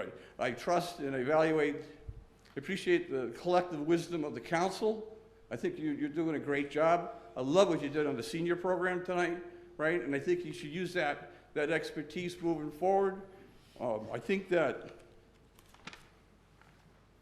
I know that there's some slight bias in terms of a larger school. I think that also, when we combine the masses of students, things could be offered in the career programs that you can't get today. Like on the disability front, people are needed to, they need career programs for disabled workers in the system, but we don't have the masses to provide that type of education system, and the state needs it. So I think that that's an opportunity going forward that we could build career programs that don't exist. I asked, and finally, I asked Jamie Crowley, right, who was we all loved him. He was the principal of Thompson School, and he managed the district at one time. And I said, Jamie, what was it like to manage a district that size? And he said, you know what, Chris? The kids never knew the difference, that it was a district. It bothered the parents more than the kids. And I think that that's extremely important. I think we need to think about the kids going forward and the education opportunities going forward for us. Chris. And that's it. Red light. Thank you. Yeah, thank you very much. Thank you very much. Thank you, Chris. Thanks, Chris.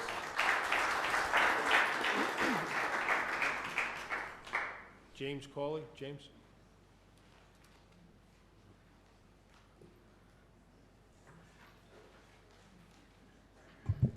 Good evening, James Cawley, Jim Cawley, 153 Old Forest Drive. I sent you an email earlier today. I wasn't sure I was going to make it here, so I sent that first. That would be the same one for myself and my wife. Tonight I'm here to ask for your council's support to say yes to open discussions with Newport and the possibility of unifying the two school districts. Full disclosure, I also work at Rogers High School. I'm that director of athletics there. I was here 2 weeks ago as well and sat and I just found myself shaking my head at a couple of points that were made and just kind of kept going back. One, going back and asking the residents over and over again. And kind of what came into my mind these past 2 weeks is that the matter of fact is we were asked 4.5 years ago in 2014 at that general election. In that time, we've gone back to the polls twice to ask who wants to sit on this town council. We ask over and over again who wants to be here. So it's not about how often you ask, in my point, but why are you asking? And why are they asking? Why is Newport asking? Because in 2018, as we're aware, that the bond was passed to help improve schools' infrastructure. Now, back in 2014, question 8 was rejected by 8.8%, which was a margin of 461 votes. So you do the math, divide it. We only needed 231 more people in Middletown to say yes, to go forward. And that was when the state wasn't offering 80.5% reimbursement. So 231 people were short, and that was without that financial incentive there. President Silva, you mentioned money not to be the only motive. I couldn't agree with you more in the position that I'm in. You mentioned the social aspect, specifically sports teams. Your concerns about potential Middletown student athletes losing spots to a Newport resident. Am I accurate on that? Either way, I think you'd lose more in Newport than Middletown. I'd love to debate that. I'd love to debate that with you. Well, that being said, again, a Middletown resident and parent, my daughter was up here earlier today with the lacrosse team. So, but I think together, and we've heard this word, is that the opportunities. As an educator, I want to provide opportunities. And we're providing opportunities for jobs and professions that might not even be there. We want these kids to take chances and do that. I want to provide opportunities where they can be successful and where they can fail, but to do so in a safe environment. Together, this is, again, what we're able to currently offer. There are sports that Rogers has that Middletown doesn't. There's stuff that Middletown has that Rogers doesn't. And would things lose out? Sure. But for an example, a volleyball team, that yes, cuts are made at one school. Together they'd have too many, but I also know coming up that there's a potential, a lot of interest in field hockey, which is running that same season. That there's always things that build that spirit of competition and what goes on. So I'll leave it there, but I have a piece of paper on my keyboard that I purposely leave, and it's from one of my person I respect the most, and not to respect the most, but respect a great deal, and it was Roberto Clemente. And I make sure I see it every day, and I move it, and it says, if you have the opportunity to help people, of those coming behind you, and you don't do that, then you are wasting your time here on earth. As an educator, I think that's my job. I think that's town council's job, is that you're trying to help those coming forward. We don't necessarily know what's coming forward, but that is something we need to keep in mind, and I'd love for the two just to have the discussion about the opportunity. Thank you. Thank you, James.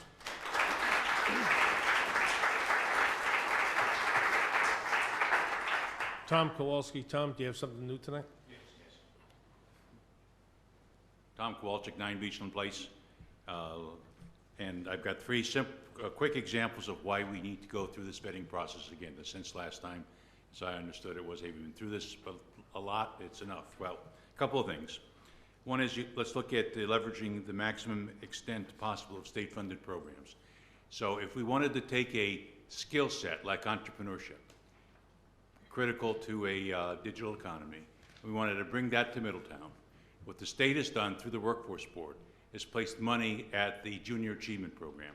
The Junior Achievement Program delivers that program to districts that want it at no cost. So it's this whole issue of what's the state doing with programs, how are they reimbursing programs, and what are the opportunities set to leverage that reimbursement. That's one item. Second item is earlier today I was on the phone with the Rhode Island Department of Education and an organization called edX. So 129 colleges in the country have looked at the college model, which is 250 years old, and has put the country in $1.5 billion worth of debt.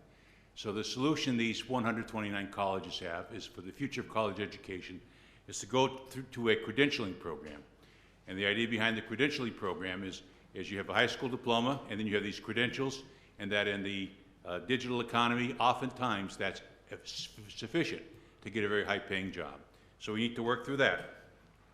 Third example is I'm a little bit more involved with, is Rhode Island, our tax dollars, our Rhode Island tax dollars have brought about the establishment of the Cambridge Innovation Center Providence office. It's going to open up this August. So we're taking our tax dollars, putting it into figuring out how to build the next economy. Locally here in Newport, with Innovate Newport, our tax dollars, even though we're Middletown citizens, are again at work. So the U.S. Department of Commerce, through their development program, has funded part of the Innovate Newport. Our tax dollars through Commerce, Rhode Island has funded another part of that in Innovate Newport. And then locally, what we've done is provided, this is a very, very good decision, funding to connect Greater Newport to build a Rhode Island economy. And my third point, if we've got the government trying to reposition the state's economy, you've got all these programs in place, we've got some local activity here with the Connect Greater Newport to build that economy. What's happening with the high school kids? What are we doing for the high school kids to get them aligned with, they're the workforce after next, to get them aligned with these tremendous opportunities in the future. Thank you very much. Thank you, guys, for your service. Thanks, Tom. Thank you, Tom. Okay. And ladies and gentlemen, these are just the order that they were handed in, so it's Richard Adams. Rich?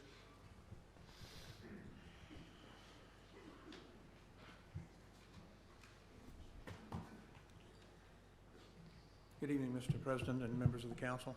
I just want to take a slightly different drift on this. As you are all aware, I, along with others, participated in the original committee that looked at this issue, and it brought forward some facts, things about governance, things about the composition of the school committee, where the school will be located, and so forth. And it occurs to me that you're facing a decision tonight to whether to create a similar committee. One of the things that strikes me about councils is your good decisions need good facts. You're a fact-driven organization, or should be, and I think everyone here of us understand the amount of work you go through to get your facts right. And that's what this is about, is we need to convene a group, whatever you want to call it, to get our facts right, so that we're not just saying, well, we like this or don't like that. I don't think that's an appropriate thing for a council to be doing. I think we should say, well, let's make sure we have our facts right, exactly how would this work? How would governance work? How would the unions be combined? We were working on those kinds of issues, and they are tough. There's no doubt about that. But aside from that, I do think that there's something here we want to keep in mind. I think we've all heard the old quote, the definition of insanity is doing the same thing over and over again but expecting different results. Well, my slant on this would be that if we continue to, for the foreseeable future, create a high school of 500, 600 kids, and we do it in the same 50-year-old building we've been doing it, that's exactly what we're doing. And I think it's time for us to rethink this. I think some of the previous speakers have said that. And thoroughly look at what are the pluses, what are the minuses, bring that back to the council for a considered decision. I don't think right now we have those facts in front of us. So I would ask that tonight that you approve the formation of such a committee, and that we'll be allowed to put together appropriate members of the community, school committees, council, what have you, and develop those facts and lay them on the table, and then you should make your decision as to whether to bring it to the voters, if indeed we have to do that. So, thank you for your time. Thank you very much. Seth Magazine, Treasurer, welcome to Middletown. Thank you. Well, thank you very much, Mr. Chairman and members of the council. I like these, by the way. We have to give these to the State House, Lou, I think. It'll never work with Louis. So last year, I co-chaired the statewide school building task force along with Commissioner Wagner, and we operated from a belief that all children deserve to go to schools that are warm, safe, and dry, and equipped for 21st century learning to set those children up for success throughout their lives. And in our work on the committee, we saw a lot of research about how the quality of school buildings is linked to educational outcomes. It's not the only thing that matters, but the research shows that when you hold everything else constant, socioeconomic factors, everything else, kids that go to school in better school buildings, on average, have higher test scores, better reading levels, and even better health outcomes like lower asthma rates. As a result, last year we put forward a plan for a statewide investment in our state school buildings. 76% of the voters approved the $250 million bond. It was a good sign that the voters of Rhode Island want to make school construction and school facilities a priority, and the bond got 77% here in Middletown. Now, I want to be clear, it is not my place as a state official to weigh in on this decision. It is not my place to tell a town what they should do. And one of our principles in the school building commission last year was that decisions about which buildings to renovate or rebuild or consolidate or combine, these are local decisions, and the state should not micromanage the cities and towns. But I do have a few messages that I would like to offer tonight. First, there are school buildings in this town, including the high school, that need some work. As you all know, the Jacobs study that Rhode commissioned a few years ago found significant school building needs in every city and town in Rhode Island. So when I say that there's some needs that the school buildings, including the high school here in Rhode Island, have, that's not unique to Middletown. That's not saying that you're the best or the worst or anything like that. But the Jacobs report did show that there is need to do something about school buildings in every city and town in the state, including here in Middletown. And in the high school in particular, there were a number of what they described as phase 2 or part 2 issues. These are issues that are not necessarily immediate health and safety concerns, but they could become health and safety concerns if left unaddressed. So roofing, structural issues, some building envelope issues were highlighted in the Jacobs report. The second thing that I would say is, so you should have a plan for what to do, just like every community should. Whatever that plan is, whether it is a renovation of your existing buildings, a regionalization with another community, or something in between, I just want to emphasize that you will not be on this journey alone. And whether it is our colleagues from Rhode who are here, my office, whatever we can do to be helpful to you as you go through this process of figuring out what is right for Middletown, we will be here for you. And you know, you have my phone number. If you don't, I'll give it to you. You can call me anytime. You can call our staff anytime. I know Christine and Joe from Rhode, it's the same. These are big decisions, and no matter what course you decide to take, we are here to support you. The whole reason that we went through all this trouble last year of doing this statewide school construction program, doing the bond, was because we want to make it easier for cities and towns to have the kind of school buildings that our kids deserve. Finally, I'll offer just a couple of personal observations. I am an East Bay kid as well. I grew up in Bristol. I was a student myself when Bristol made the decision to regionalize with Warren. And if I could, real quick, I'll offer one, I think, positive example of what regionalization can bring, and also one negative example. The positive actually comes from my travel last year with the statewide school construction initiative. We visited Charahoe, another regionalized school system. I'll just offer, I was very impressed by what they did with their career tech program.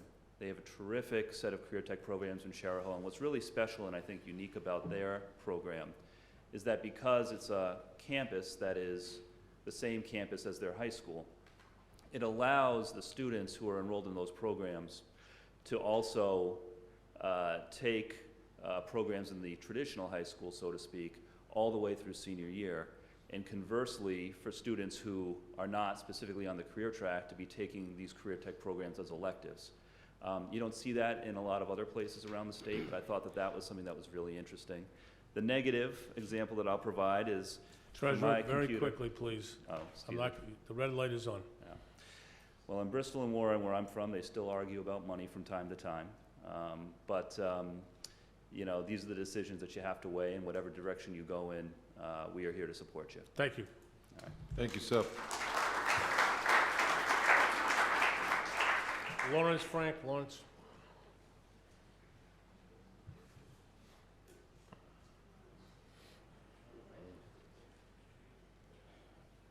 Lawrence Frank, 8 O'Donnell Road, Middletown.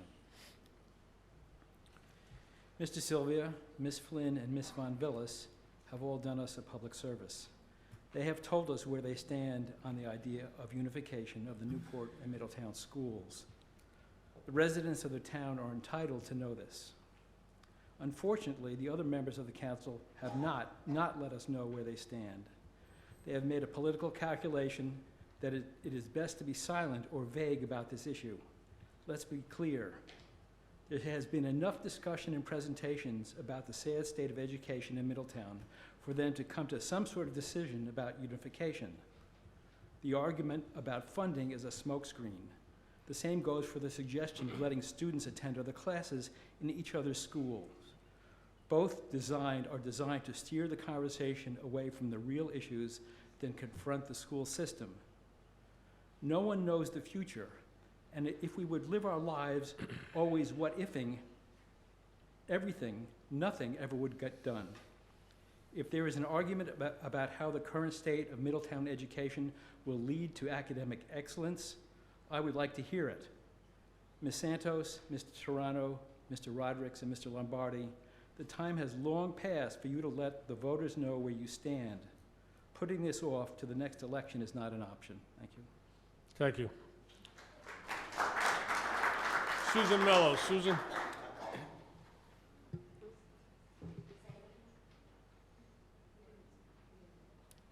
Susan Mello? Okay.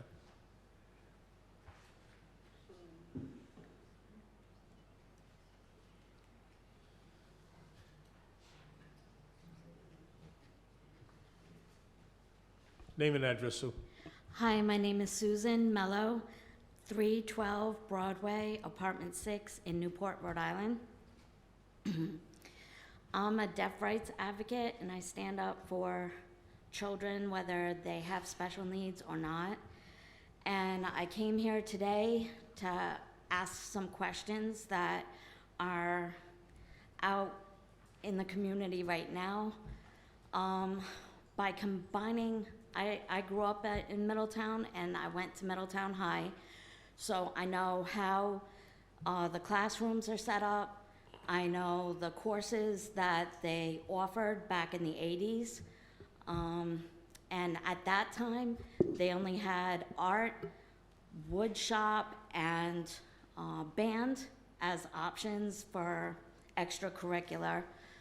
Right now, Newport has P-Tech, they have cosmetology, they have culinary, they have a bunch of different options for kids. And if you go and try to combine both schools together and you put Newport kids over in the Middletown, you don't have those options for them. So where are those kids gonna stand? You know, is their question for the council. On top of that, most of the Newport kids versus Middletown kids in sports. So if you combine both schools together permanently, then that'll be one less school that they could play against. And everybody knows the state is the smallest state, and they don't have very many options. It's not like they really go out of state for sports. So we're gonna be losing, you know, that kind of competition. There's just a lot of questions that we have that aren't being addressed. And the most important one is, what do the Newport kids and what do the Middletown kids really want? Do they want to combine? I haven't heard that once from any of the children that I've asked. And we as adults are looking at it as, oh, we have extra funding, we're gonna try to smush them together because we lack some numbers. But when I was going to Middletown High, those classrooms held about 18 kids. If you have more than 18 kids now and you're combining Newport kids in with them, how are they gonna even fit in the class comfortably? How are the teachers gonna teach added kids? I mean, these are questions that I'd like answered. And when the kids ask me what happened in this meeting, I'd at least like an answer to go back and tell them. Can anybody say anything on it? No, we're listening to you tonight. Okay. So when would, Well, we're gonna make a decision tonight whether we're gonna continue this or not, so, okay, okay? okay, I appreciate it. Thank you, Susan. Thank you. Thank you. Christine McAlfee? Christine?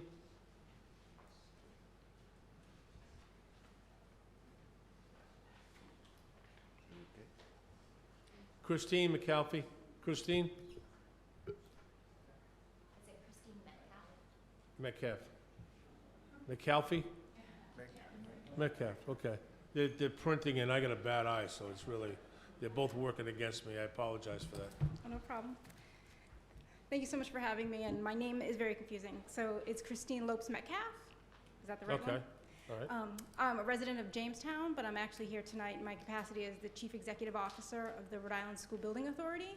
I was asked to come here tonight from Superintendent Germain from Newport just to provide some additional information to help the council to help inform you in ways you make your decision tonight. First, I just want to share with you that Commissioner Infante Green, who's now at the Department of Education, has really shifted our department to focus in on supporting and really trying to help as much as we can with districts. And so in an effort to do that, whatever the council decides tonight, we plan to support Middletown with its future projects and are really excited that our state has made a big shift in its investment in school facilities.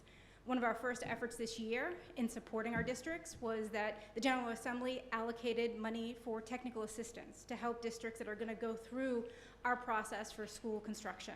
And so we're very excited that Middletown will be part of that and will be receiving $100,000 to help them in their planning. We're also in conversations now and trying to help districts that are having potential conversations about unification, how we can additionally help them. Joe Da Silva is here from our authority, who will also talk to you a little bit more specifically about Middletown. But what I wanted to do was just share with you a few of the things from last session that you talked about the bonuses. And so in November of 2018, when the state voters passed the statewide school construction bond, and as the treasurer mentioned, 77% of the voters in Middletown passed it, it did two things. It, one, provided some upfront funds that will help districts reduce their borrowing, but it also activated a set of bonuses. And what we provided to Superintendent Germain was a breakdown of how a unified district could benefit from those incentives and from moving forward. The way that it would work is that at the very beginning, there would be 2% added for every grade that was unified. On top of that would be incentive bonuses. In the case of the potential unified high school, knowing that it would be a newer and fewer, there would be 5 additional points added for consolidation of 2 buildings into one, where likely it would be replacing a building that has a facilities index of 65% or higher. We know that educational enhancements would be made, and then we know that safety or security projects. So it's very likely that that project in and of itself would be eligible for the full 80.5% reimbursement. Moving forward, projects would also be eligible for additional bonuses up until 2022, when some of those expire, and the next set expire in 2023. So there is a time component to being really able to take advantage of what the state is putting out there, to have exactly what you were all considering tonight, these important conversations about how we create school facilities that are going to help the learning environments for our students and their outcomes. So I know you've had a long night, but we're here and we're happy to answer any questions tonight through this process and to help Middletown and Aquidneck Island and the rest of the state really take advantage of this unique opportunity and something the state wants to see communities have about their school facilities. Thank you. Council Lombardi has a question for you. Ms. Metcalf, I'm going to ask you this question because I want to get it out now. So the 80.5% is full K through 12 regionalization with a unified high school, correct? Correct. If we just unify the high school, what are we eligible for? My understanding is the numbers, I think it's in the 60 range, because what would happen is, the way the math works is that you have a base of 35. You get an additional 26% on top of the 35 for every grade, kindergarten through 12. If you only did 9 through 12, it would be 2, 4, 6, 8 points higher, and then the bonuses on top of that.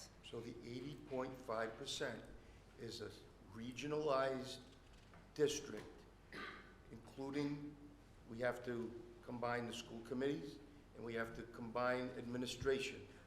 We do not get the 80.5% if we just unify the high school. That's all I need to know, yes or no?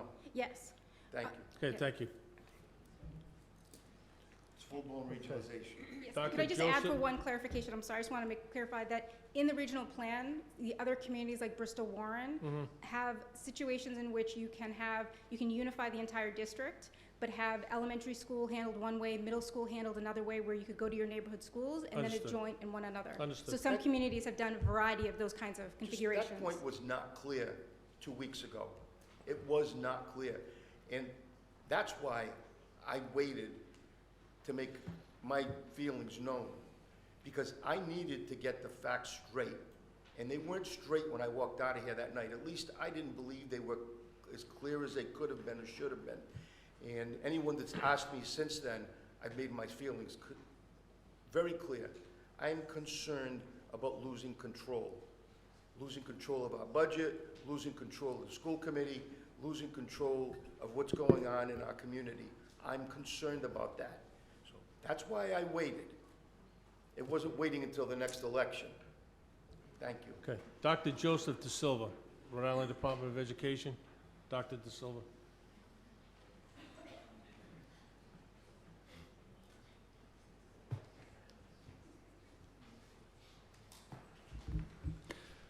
Good evening, Chairman, members of the Town Council, and some of our distinguished guests and citizens. Thank you for giving me the opportunity to be here.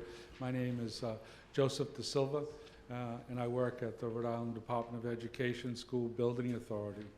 I've been with the department for over a dozen years, and in 2013, we conducted an assessment of schools, and it was found that Middletown schools at that time had deficiencies in the order of magnitude of $35 million. And in 2016, we engaged Jacobs, an independent firm, came in and assessed all the schools in the state, and with the same metric.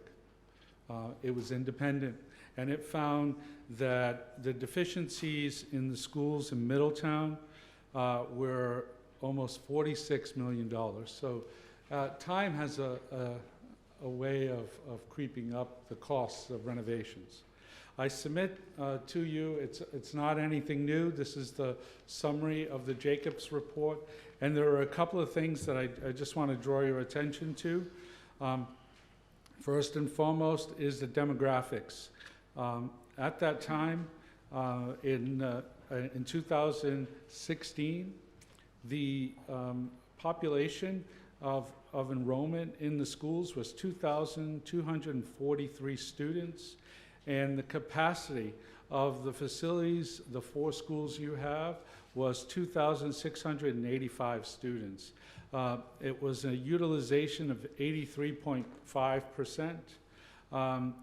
Hearken to today, and we're looking at 2,153 students, a reduction, and your capacity, your utilization is now 80%.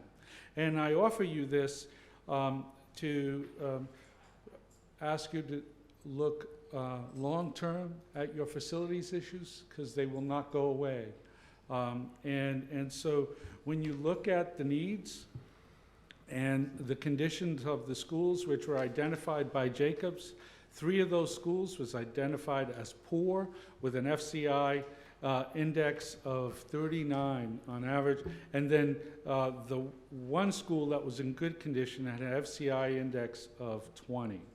So when you couple all these things together, that is the needs, which are warm, safe, and dry, and educational needs, as some of the speakers were saying, and also to reiterate some of the words of the treasurer, that these are issues that you all need to think about today, because they will soon be at your doorstep. I congratulate you, and we were most supportive of a bond issue of $10 million that you all put in front of the voters, and I congratulate you on that. But knowing fully well that that will sunset in less than 2 years, and you will have to reconsider. Remember that that bond issue was just for warm, safe, and dry. It did not address any educational deficiencies, which were noted.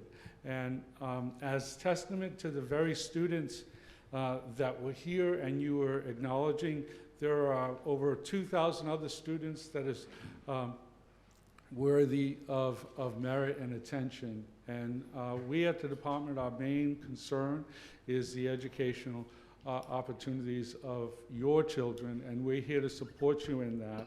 And as you move forward with your next 5-year plan, I ask that you look at the needs, do your independent studies, and look at what's best for your community in the context of a very robust offering of the state for reimbursement, which will sunset in 2022, 2023. Thank you very much for the opportunity to speak to you all, and I wish you all the best. I have a question. Thank you. I have a question.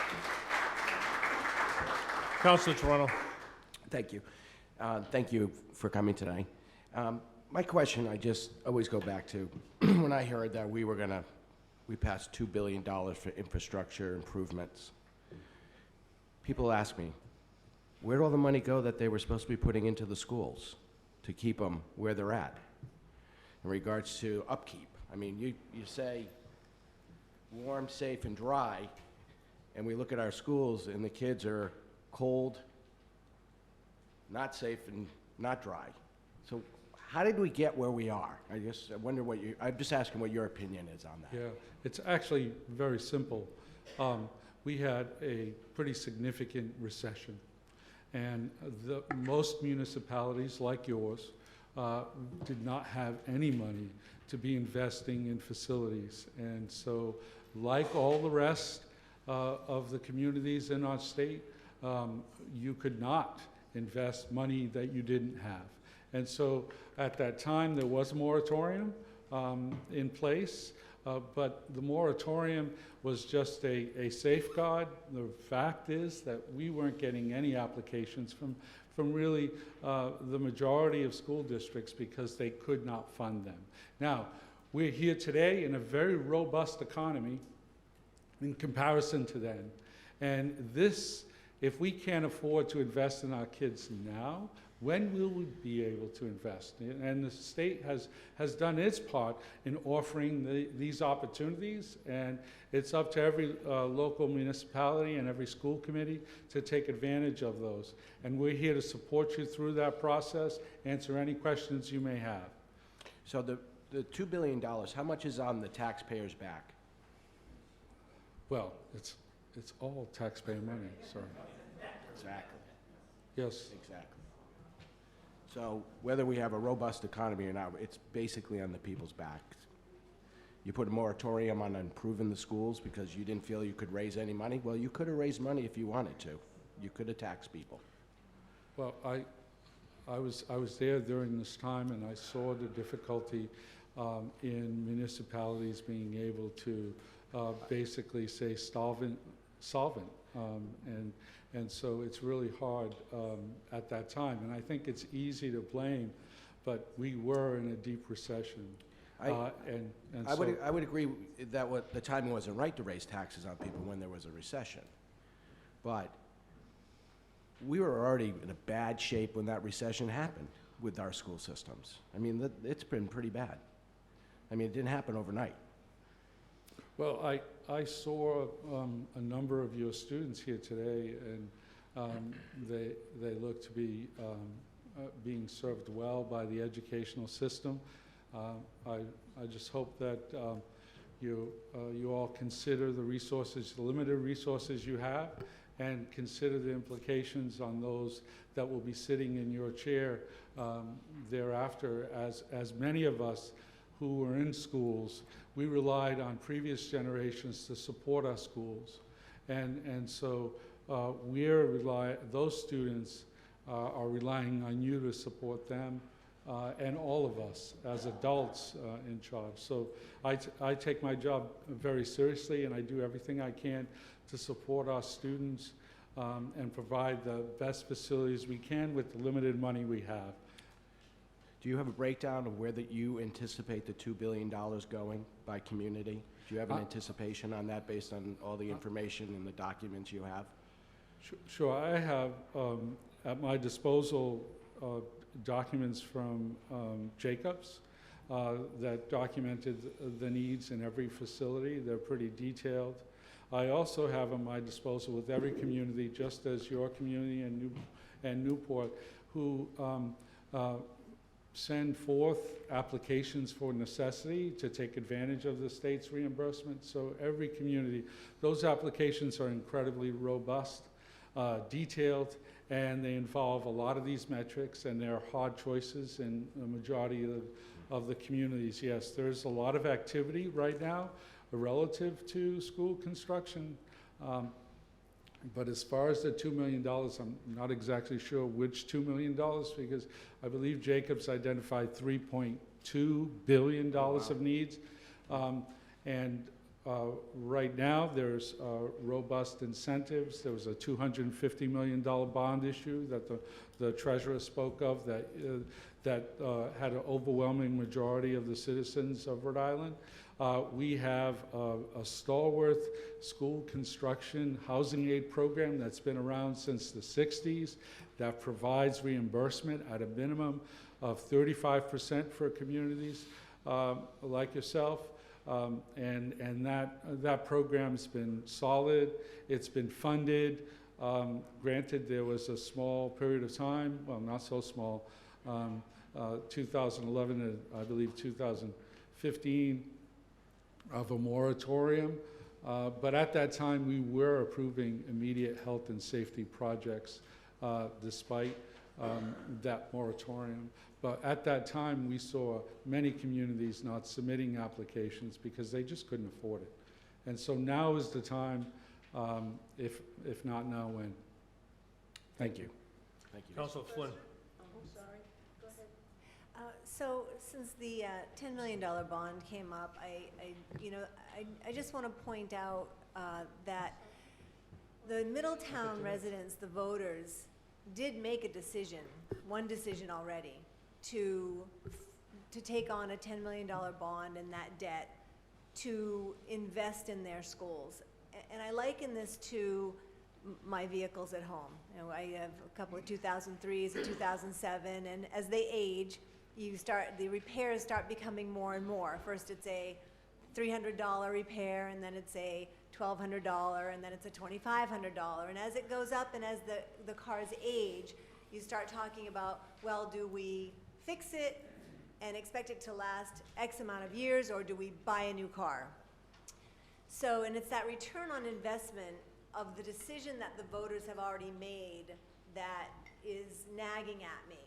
Because we did make that decision. Middletown took on a debt. We did invest, and we're 3/4 through that $10 million.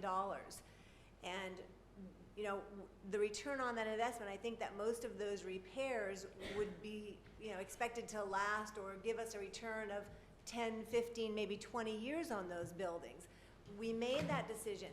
If I go ahead and I spend $2,500 on that car repair, I'm not going to next week go out and buy a new car.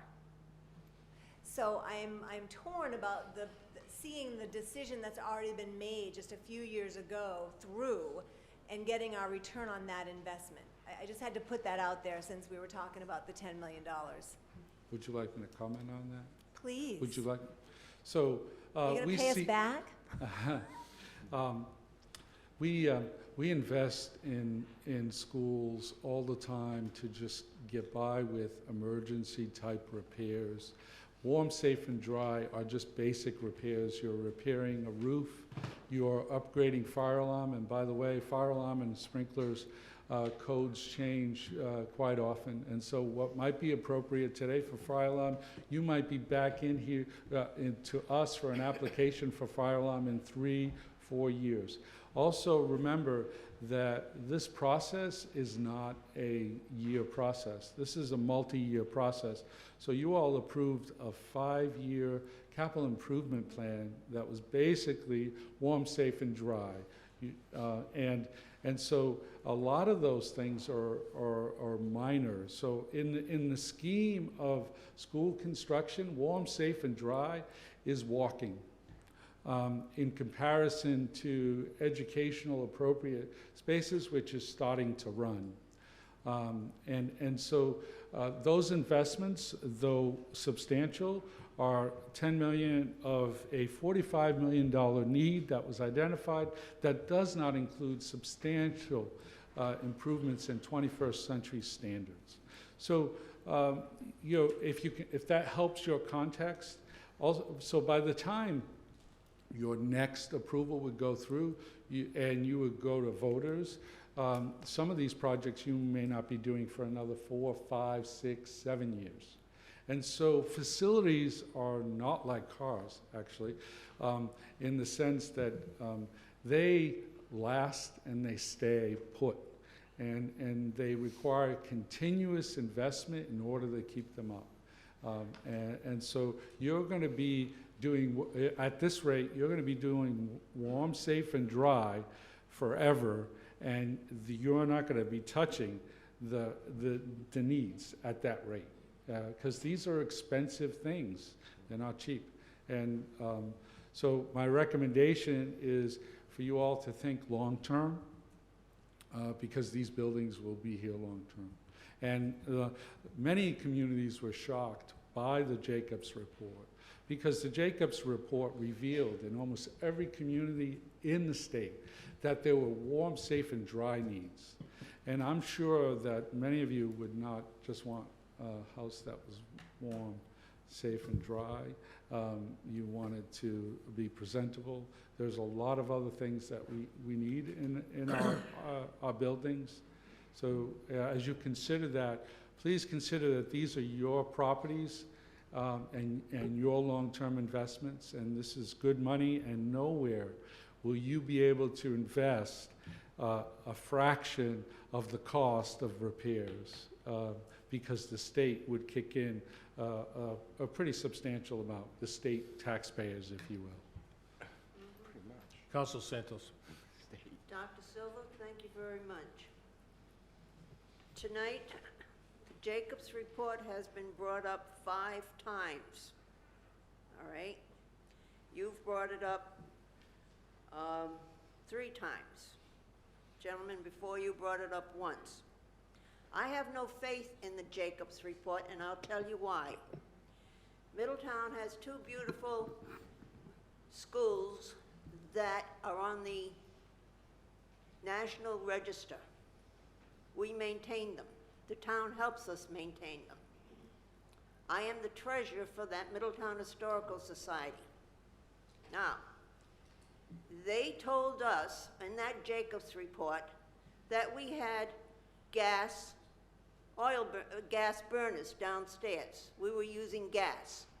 Well, I would like to know why I pay an oil company every month to deliver oil to these 2 schools if we have a gas burners downstairs. We do not have. That is a total mistake. That is not the only mistake that they made in that Jacobs report. We have a beautiful, beautiful windmill, which they want us to reinvent.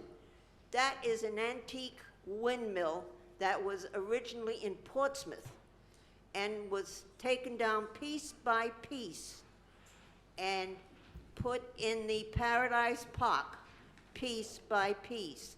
Now they want us to rejuvenate that and add new things to it. That is an antique. We're not going to do it. The gas is not gas, it's oil. The company delivers oil every month. So I have no faith in this Jacobs report. And I'm sure if I go through that more, I will find other discrepancies in that Jacobs report, just as you will too. Thank you, Council Santos. Council Lombardi. Dr. Silva, would you bear with me for a second? Sean, The windows at the high school, that estimate was done by Jacobs, correct? Or was that RGB? That was done by RGB. RGB, okay. So, I'm gonna hold my comments, Dr. De Silva. I appreciate what you're saying tonight. I have some other issues, you know, with the way the state funds education and the burden that we're all bearing, whether it's transportation issues, whether it's funding education, whether it's maintaining our buildings. $10 million bond that we approved here in Middletown a couple of years ago through the wizardry of Mr. Brown and his, you know, being able to work numbers was zero increase to the tax rate of this town. Zero. Right. And it was the same thing with the road bond that you might have heard us talking about that earlier. The taxpayers approved that, you know, and readily approved it. And the same thing when we built our police department and the fire department. I think this town has been fiscally responsible on that end. And while I hear what you're saying about the Jacobs report, I just think that at the end of the day, we ask our taxpayers to bear burdens sometimes. And whether it's 80.5% reimbursement or 60, I hear 40 some odd percent, I hear 60 something percent for the unified high school. The figures are debatable. At the end of the day, we're gonna ask our taxpayers, we're gonna have to increase the taxes, we're gonna have to ask them to bear that burden. And I don't wanna throw stones at whether someone did something right or whether someone did something wrong. And what we're being asked to partner with Newport. But we're not in the same position as they are. They're desperate, they need to build a school. That Rogers High School is in bad shape, I know, because I coached there for 12 or 13 years, and it was in bad shape then. It was in bad shape then, and that's going back 1989 through probably 2000, 2001, I was there. I coached wrestling. And they put money into the school, and I know they did. But at the end of the day, it was putting a Band-Aid on a much bigger problem back then. And maybe they could have done it cheaper. But I just feel like we're being asked to help bail them out.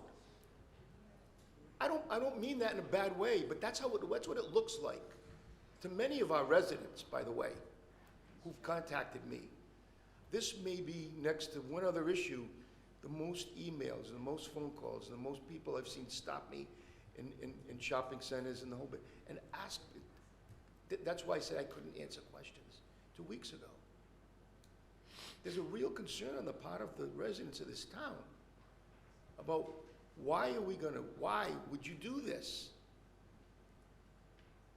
And I'm telling you, despite what some people are saying, I don't hear a lot of people in favor of it. They're at least coming to me. So that's how I feel right now. And I don't know what else to say to you, but I really want to thank you for being here tonight. Same thing to Seth, and you know, I appreciate you coming in to the Lion's Den, to be honest with you. Thank you. Vice President. Thank you, Mr. De Silva. So I appreciate your professionalism too, because, you know, you're getting a lot of heat here tonight, it seems like, and, you know, a lot of passion, I should say, coming at you in a good way, not meant in a bad way, I'm sure. So I appreciate you maintaining your composure. Just a couple of quick comments as I listen to you. I appreciate the willingness to work with the town, whatever the town decides to do, and same thing with the state. I like that approach. Nobody likes an approach where you feel like you're kind of forcing it down your throat and you get a really bad taste, and that's not the avenue to travel, I don't believe. So I appreciate that. I just want to comment about the Jacobs report as well. I mean, you can get different companies, as you know, as LGB will tell you, it'll cost you this dollar amount. And if you bring in another company, they're going to tell you, well, it's only going to cost you this, or it might be more. So everybody kind of has a little bit of different opinion. And I think we've done a really good job in Middletown, to be honest with you. When you hear a number like 46 million, that scares people. And I'm not sure that's a true number. That might be someone's opinion, because they go right down when you look at that report. It says, okay, you're gonna need to replace this pipe or this set of pipes in, you know, the next 6 or 8, 10, 15, 20 years. So that, to me, that is not a real good snapshot of what, from a capital standpoint, what we need. Do we know we needed some roofs? We did. Do we know we needed some of the things they said we did? We did. We calculated at about 19 million, not 46 million. So the $10 million bond that we had, that costing the taxpayers nothing, we did it, like Rick said, we did it with this current bond. We did it with road bonds. We've done it with our fire station, our police station. So, you know, I think if you've been in our schools on the inside, there's opportunity here and there, no doubt about it, and we continue to address that. But our schools are in pretty darn good shape, and we've put money into them just not too long ago. We put, I believe it was in the school capital, it was $1.2 or $1.5 million just a few years back, and that's just one instance for capital. So, you know, we always take the approach, and I've been doing this, I'm in my 18th, 17th, 18th year in this council. The approach would be like, I'd like to treat it like my home. If I know my home needs something, I'm not gonna put it off. I'm gonna find a way to be able to do that, and I may have to do it in phases from a financial standpoint, but it's gonna get done sooner or later. Can we keep the pace? I don't know. Hopefully we can, but I think we've done a pretty good job. And, you know, as far as reports go, I understand there has to be a metric that's used and a guide, but I think when you hear 46 million, I'm not sure it's accurate, and it scares people in the community too. But I appreciate you, everything you do, and I appreciate you coming down tonight, sir. So, if I may, when Jacob sent 3 teams of professionals into these buildings, they worked with the school department and the like to get an assessment. And they had established adequacy standards, and it's very easy as we look at buildings from the outside, and they look pretty much the way when we went to school in those buildings, and sometimes that gives us a false sense of the condition of those buildings. But when you go inside these buildings, I would beg to differ that they're in good condition. The professional, a national firm, has said that the 3 out of the 4 are in poor condition. Granted, they're in better condition now that you've invested some money in them, but remember that the investment was for some basic warm, safe, and dry. But when you look into, you walk down these halls, these classrooms are pretty small. There isn't a space for programs that are very necessary. We know that special needs is a big part of our schools. There are very limited special needs spaces in these. There are very limited opportunities for small group. There are whole different levels of pedagogy that are instituted in schools today that these buildings do not respond to. So you all did a great job in submitting your necessity application. In 2016, you hired a firm that went in there and assessed the systems. Very familiar with that assessment. It was not apples to apples. They went in to identify some basic warm, safe, and dry components that were necessary for the buildings. They did not go in and evaluate or propose any of the educational inadequacies that are in the buildings. Whether you have oil, in all fairness to Councilman Santos, or gas, you need a boiler regardless. And that boiler is relatively, in the scheme of things, close to the same cost. So I've been doing this, I've been working and designing schools since the birth of my second son in '95.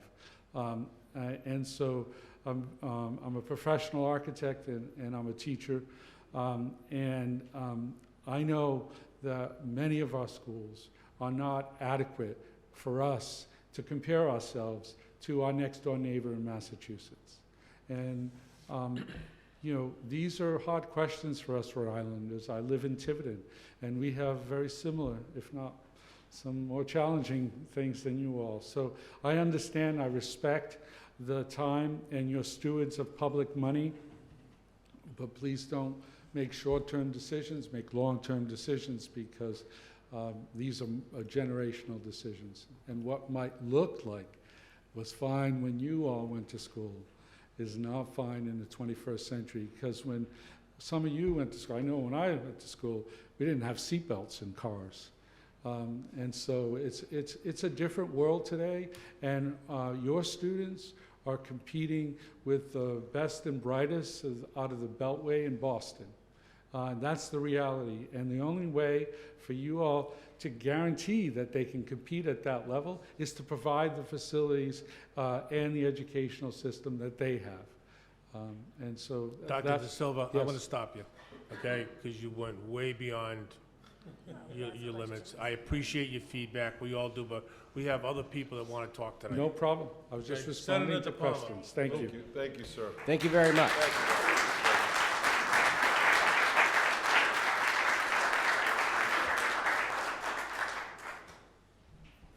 Lou De Palma, 24 Sale Court. So Vice President Rodrigues, we would use these for the folks who come to testify, but not for the senators. So they would work very well. And I come back to you tonight. I will be very brief.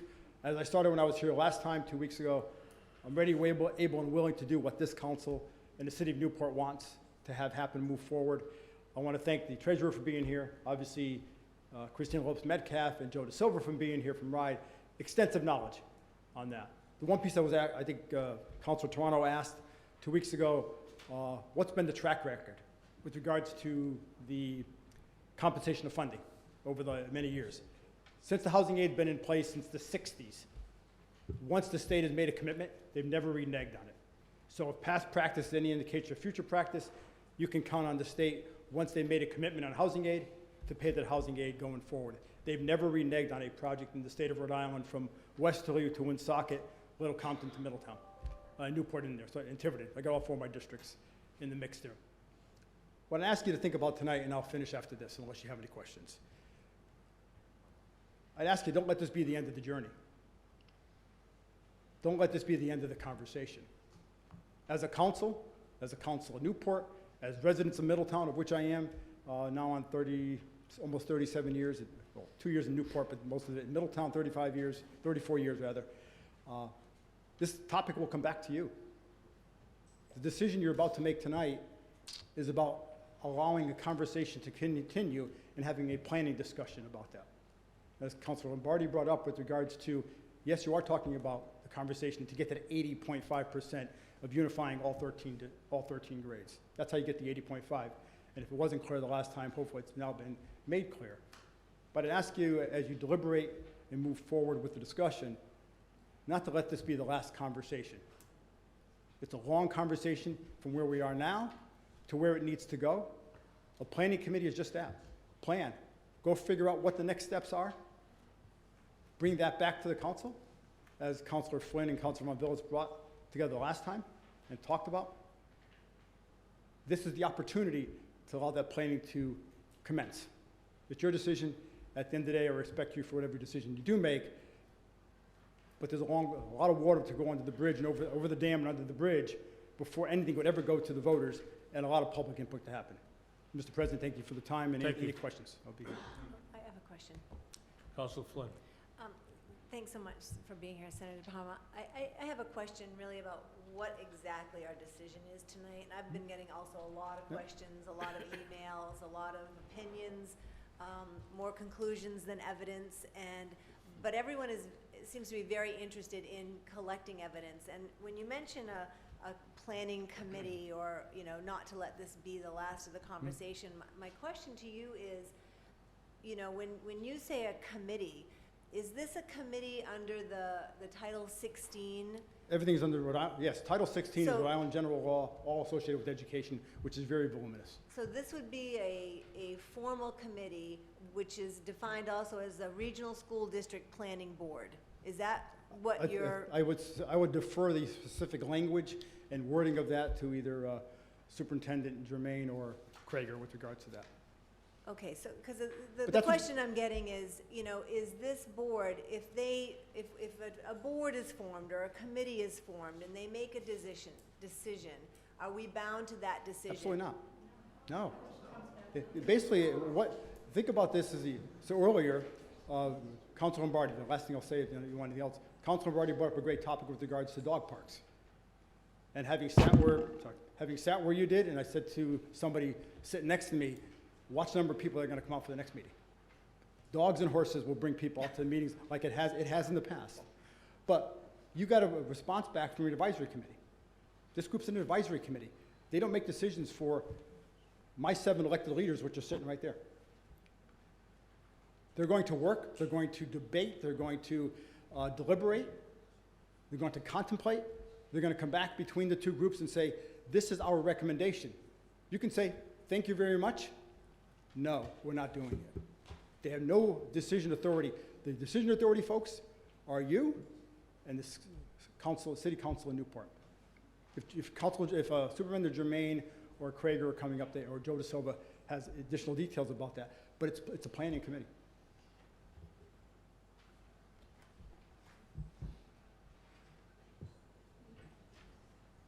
Thank you, Senator. Thank you. Thank you, sir. Mayor Bova, Jamie Bova.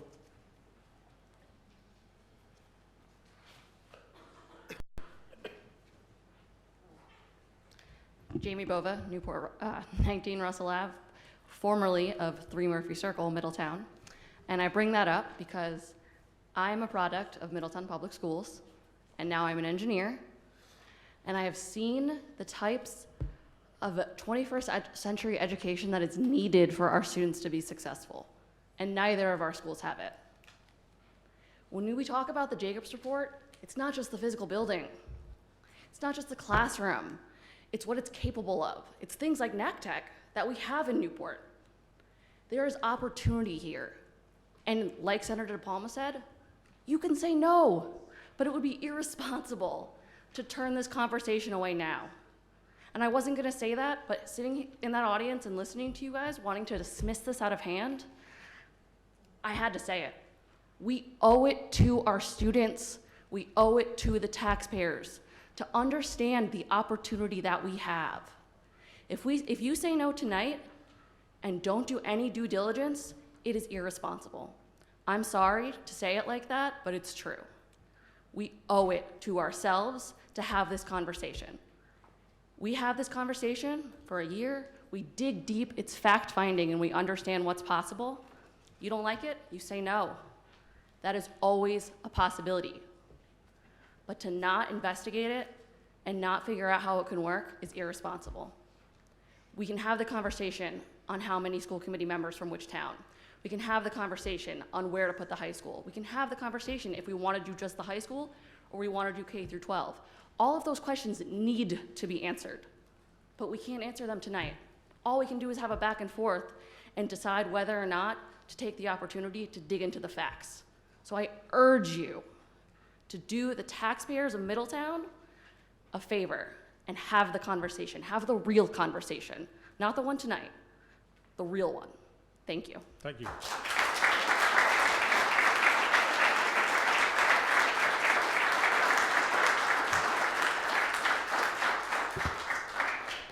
Mary Bean, Mary?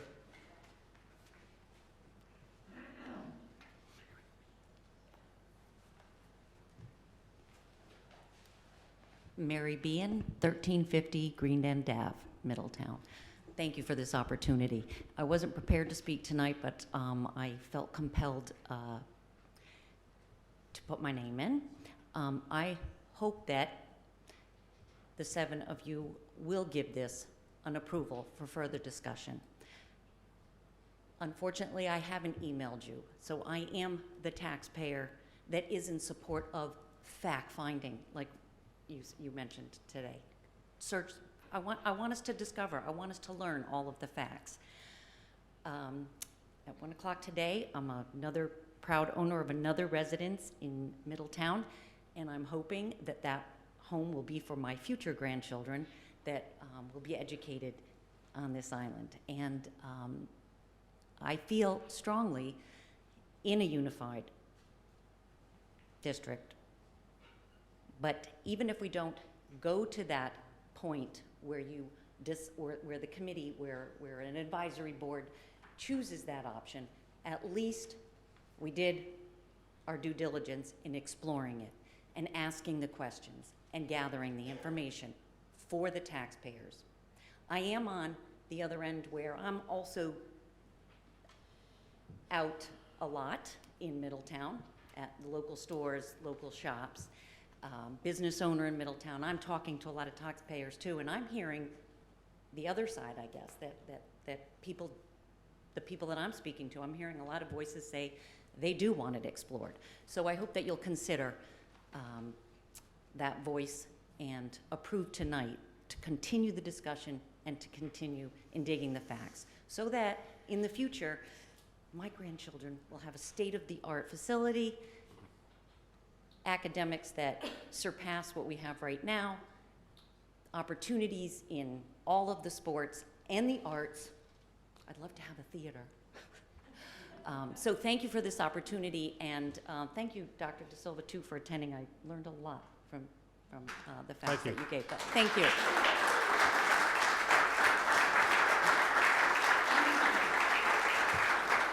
Colleen Jermaine, Colleen.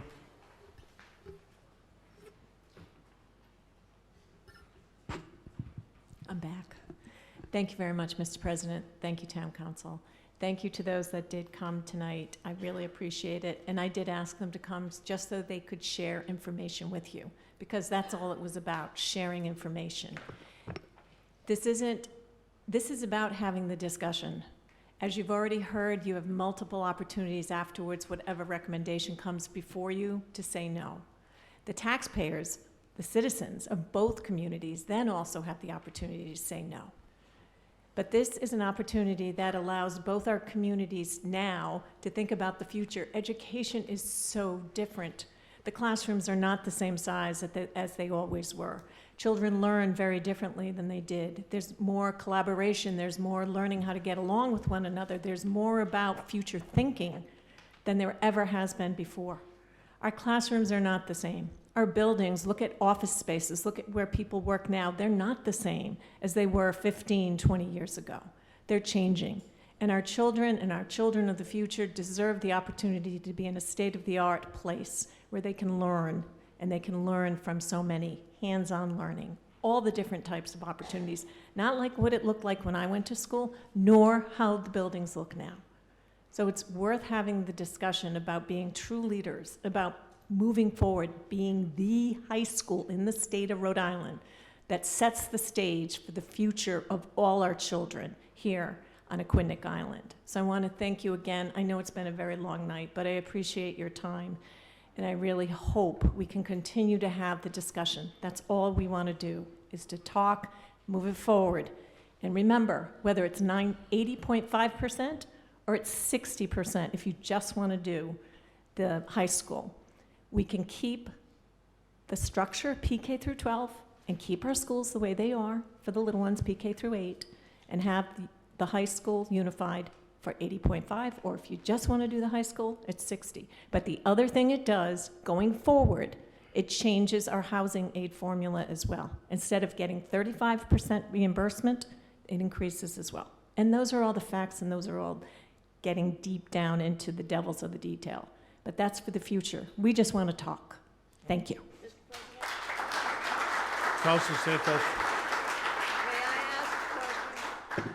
I know this is before you became superintendent of schools.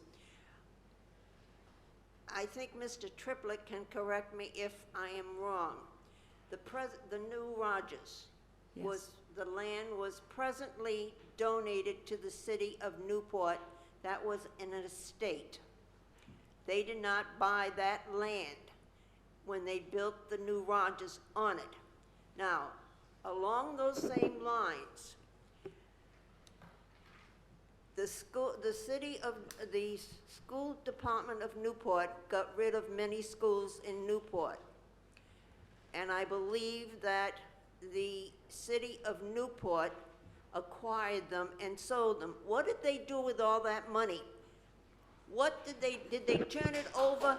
Did they turn it over to the school department for them to renovate Rogers or any of the other schools? Or did they put it in the general fund? Did they put it in a capital improvement fund? What did they do with all the money of all the schools that were sold in the city of Newport?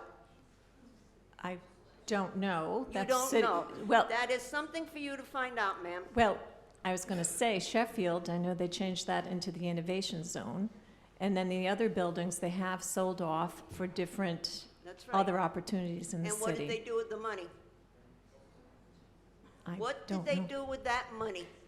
I- We have a finance, don't- a finance director who is now our town administrator. Yes. I mean, he keeps track of every single damn penny in this town.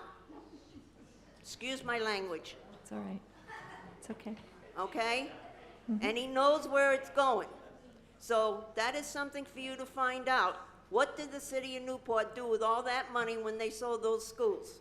Okay. And they also got Jesus Savior School. What did they do with that money? Okay. Thank you, Councilor All right, Santos. thank you. Okay. Does any councilors like to make some comments? I have a couple follow-up questions. Is it Mr. De Silva? De Silva, yes. Mr. De Silva, I have a question, or maybe somebody from Newport, maybe Colleen or somebody from Newport, I'm not sure. So when we talked about, Mr. De Silva, you talked about the dollars in Middletown as far as what was required in deficiency dollars. What's that number in Newport? I don't have that information with me. Does anybody know that number?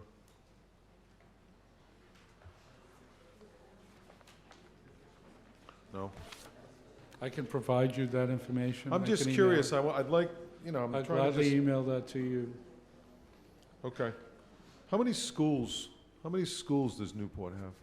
But maybe the superintendent, she might be better. This is Kate Jessup. She's the firm we've been working with, so she has those numbers. Go ahead.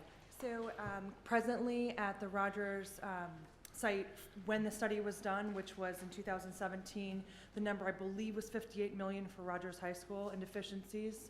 The FCI is calculated based on the value of the property, so that's why we're investigating with Newport whether that building is a viable for renovation or whether that would be a candidate for replacement. Did you say 58 million? 58 Just for million. Rogers? Correct. Alone?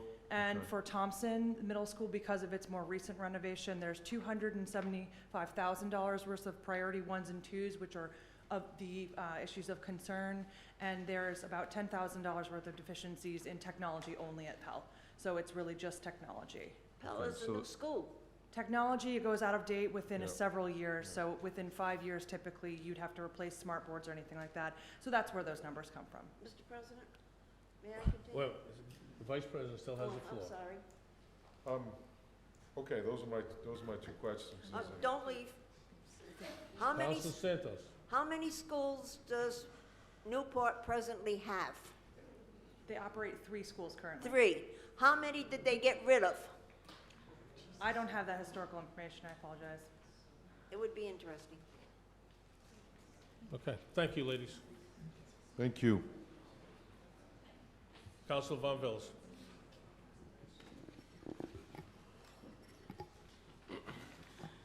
I've been an educator for 48 years. 48 years. I've taught 2 counselors, the town administrator, been an administrator myself in 5 districts, 3 states. 3 regional schools. I can tell you from experience that what you get in regional schools, because they're combined, is opportunity. Let me state first of all, this has never been about the money for me. Never. I'm a counselor and I'm a responsible person, and I do care about the money, but it's never been about the money for me. I've been at this since 2009. It's about the kids. It's about opportunity. You talk about the money, and yeah, it is facilities, and it's all those things, and we do have to come up with the money. But the fact of the matter is, the kids out there are not getting the opportunity that they should have if you had a bigger school. I've seen it, I've lived it, I've worked in it, I've administered it. All that's being asked here tonight is conversation. Somebody said to not have the conversation is not doing justice to the community. I think we owe it to the community and to the kids in the community to have the conversation. Thank you, Councilor.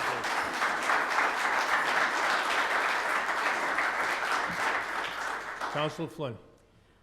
So I think it's interesting to make a blanket statement that all large schools benefit the students.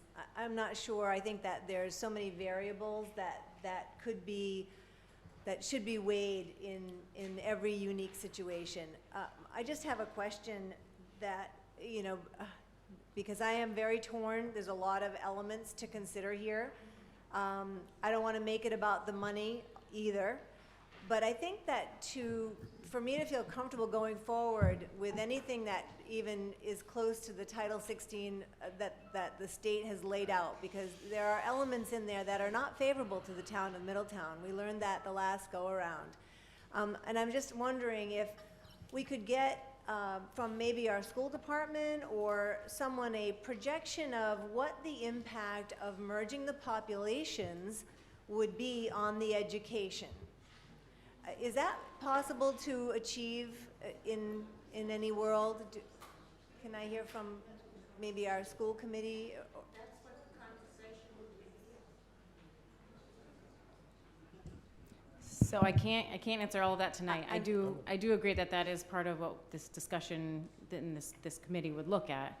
I know that in both of our communities and in our neighboring community to the north, we've all been facing difficult decisions as we look at slowly decreasing enrollment and what programs we're able to offer and what programs maybe we don't get to offer every year based on the student's choice, particularly at the high school level.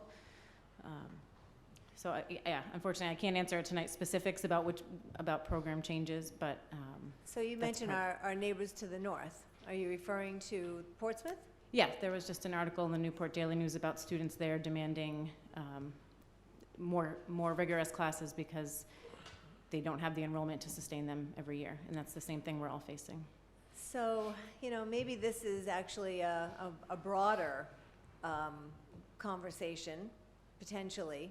If you're going to do it right. Don't lock in just the two communities if the third is also starting to buzz. But again, I just think that I would feel more comfortable. There's two sides to this. There's the facility side and there's the educational side. And I think that I would want to hear or see some, and most of the people I talk to, or the majority, yes, there's those that are absolutely not, and then there's those that absolutely, yes, you must do this. But the vast majority is, yes, let's get some evidence, not just conclusions, but some evidence. And again, before I go near that Title 16 with a planning board committee, I'd like to see some facts, maybe from our school committee or whoever might have the expertise. If we pooled the two communities' student population, because you don't build a curriculum and they will come. You have a population of students and you apply the curriculum that population needs, as I understand it. So what would the two communities look like? Newport, Middletown, what would the three look like? I think I would be more comfortable with getting those kinds of evidences before I I approved some sort of planning committee that might be tied to this Title 16. That's just my comfort zone. Okay, thank you. Okay, anybody else want to make any? Councilor Toronto. Thank you, Mr. President. Earlier I was talking about the actual dollars being spent on the infrastructure, because I definitely get upset about how far behind our schools are in Rhode Island. And I know Middletown is considered a wealthy community, so when the dollars do flow, a lot of times, you know, we end up paying more of our share. So, you know, there are a lot of pieces to this, and it basically came to us 2 weeks ago that they're going to come in and talk to us about regionalization and unification, and then we do have a lot of people emailing us. The state really wants this to happen as well. And I think this Title 16 education chapter, that, you know, if we're looking to form a committee under this Title 16 education, there is a lot of stuff in here. And to be able to chew on it for 2 weeks, for me to vote on something in 2 weeks to understand this, when I too don't have the evidence, as Terry has talked about. But I think some of this stuff is out there already, because you just voted on it 4 or 5 years ago. Chris, you and I talked. You've sent me a few documents that I could read up on. I know Mr. Lawrence Frank wants to think that I don't have an opinion on it, but I like to know my material before I have an opinion. And I'll leave it at that. But I just have a hard time forming a committee on the Title 16 education. So if you're telling me that there's not going to be any tie tonight to Title 16 education, and that there's no reason we're forming this committee so that we can fall under this Title 16 education, because in here, when you read this, and everyone should read it if you haven't read it, but it goes through and it talks about committees, unpaid committees, how the committee is going to be formed, what the committee will consist of, voting. So I guess the question comes back. Are we voting for a committee that is going to be regulated under Title 16? Is that what they're asking? No, I think what the point is tonight is that whether we're going to continue the conversation or not. I think that's what it is. Councilor Von Villas. Yes, I would like to reiterate just exactly what the president said. Okay. This is not about forming that kind of committee. This is about people getting together and looking at the entire picture and seeing if you even want to do it. That's what this is about. It's not taking that step, that big step. It's asking the questions. Find out what Councilor Flynn wants to know. What would a good program look like? What would a school committee look like? What would a building look like if you decided to do it? But it is not about asking for a planning committee under Title 16. It's not about that. It's preliminary. Thank you for answering my question. I appreciate you answering my question. I was just getting clarity. Okay? Okay. And I would have to agree. I think there's a lot of information. I'd like to have more information before forming a committee. Okay. Anyone else want to make any comments on the dais? Mr. Triplett, come on up.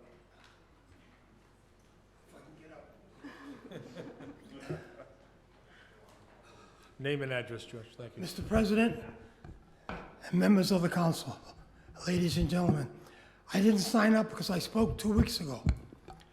And there's been many questions asked here tonight, especially Mrs. Santos. You as members of the council know that the school committee doesn't own any of those buildings. You, the council, the city owns those. So with further communication, you can find out what the Newport Council did with those buildings. Some of you know already. You can see what's being done in Sheffield. They're not going to waste. Cottrell School is still vacant, and they're working to try to do something with that. So it isn't that they're just putting them aside. But I just want to reiterate, I think you're missing a golden opportunity here this evening to not continue this conversation. And I say continue the conversation. I have 2 grandchildren that just went through the Middletown school system. And one of them is at Salve right now. And I have 2 great-grandchildren living in Middletown that I hope one day will be able to go through this school system. Whether it be regional or not, I don't know. I hope it will be. But I think, as I said earlier, you have a golden opportunity right now. Please don't put it aside. For the future of our future generation, meaning our kids, your kids. I thank you for the time.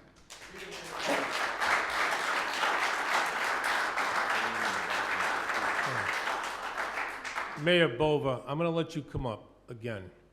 You got 2 minutes this time. I don't even need 2 minutes, it's just one quick clarifying point. Okay. On the topic of the planning or not planning, Title 16, all of that, it's just a conversation, non-binding, for which we have funding for a moderator. I want to make sure that's clear as well. That's it. You already sought out the funding for that? Yeah, because Okay. we want to make sure we're doing it right. You're being very aggressive. Thank you. It's my personality, I'm Italian. Thank you.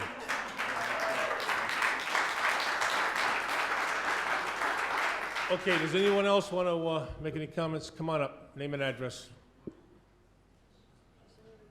Oh, Sue, you've already been up here once. You got 1 minute this time.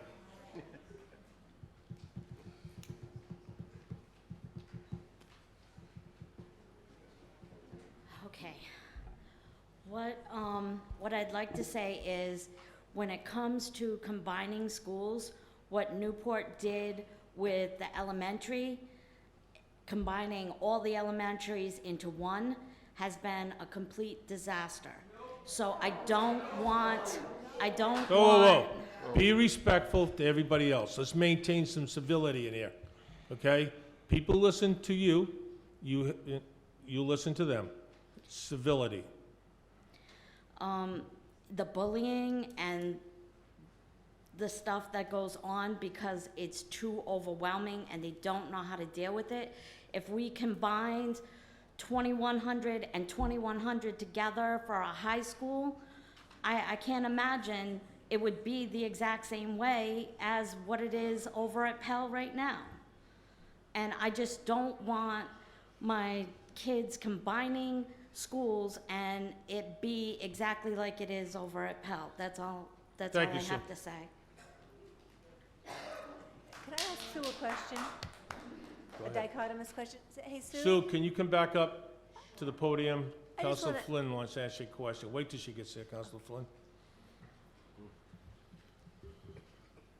So Sue, just a quick question. Yes. Because you seem to be on one side of the fence. Would you be okay with a non-binding, information-gathering conversation to just put more evidence on the table? I've already seen what's happened with Pell now, so to move forward, and I sit on a committee that I already know what it's going to be like if they combine the schools. I don't want it to be the same way as what my son Giovanni went through all through Pell. And they try to sweep and hide all the problems underneath the rug and not want to admit the problems that go on. We have an urban school and we have a rural school. And to compare one to the other and try to combine both of them together, you're going to see a huge problem that right now Middletown really doesn't have. So now we're talking not elementary school, but we're talking at the high school level. So Right. that's a different variable right there. I'm Right. just saying. And times are changing, as is education, as is technology, everything else. Is it worth the time, just so that we can say that we did see or at least explore an opportunity to see if it's there or not? Does that seem reasonable to you, though? I think it's a waste of time and it's dragging out the inevitable no. I'd rather get a no or a yes than to sit there and say, okay, we're gonna have a committee and we're gonna drag it out for another 6 months, or we're gonna make a decision 5 months from now, or, you know what I mean? Like, I would rather have an answer, a definitive answer now, and know what's ahead of me versus, you know, dragging it forward. Like, But we do need my- the, my older- data to do that, my to older get that yes son or no. had said to me, if, right now, my older son's going into his junior year over at Rogers, and Rogers has a plethora of problems with the building itself, and, you know, it's really in bad condition, and the only real reason they want to combine is to try to get added funds so they don't bleed out, you know what I mean? They're putting a Okay. Band-Aid over a gunshot wound, All you right, know? so I just wanted to get your perspective. I appreciate that. Thank you. Okay. Thank you, Councilor Flynn. Any other questions? No, thank you. Okay, Representative Ruggiero. Name and address, please. Thank you, Mr. President. Representative Deb Ruggiero, 78 Columbia Ave in Jamestown. I also have the honor of representing both Jamestown and part of Middletown. And I want to take a moment, I wasn't planning to speak, but I want to thank you. I want to thank you for democracy at work and allowing people to share their opinions. And whatever decision you make tonight, I will support and defend as an extension of your team at the State House. But I do believe that what the council now understands is before them is simply a decision to continue a conversation. It's not a task force, it's not a committee, it's not Title 16. It's just a conversation to see what the future holds for students. Because it's really not about us as adults, it's about students. One of the things I was really moved by were the number of students who actually talked about collaboration for a very different academic life, athletic life, and really just a social life. So whatever you decide at the end of the day, but I would hope that we can at least continue to talk about what the future for Aquidneck Island, and not 2019, but 2025 and 2030. What does that look like? So thank you again for tonight.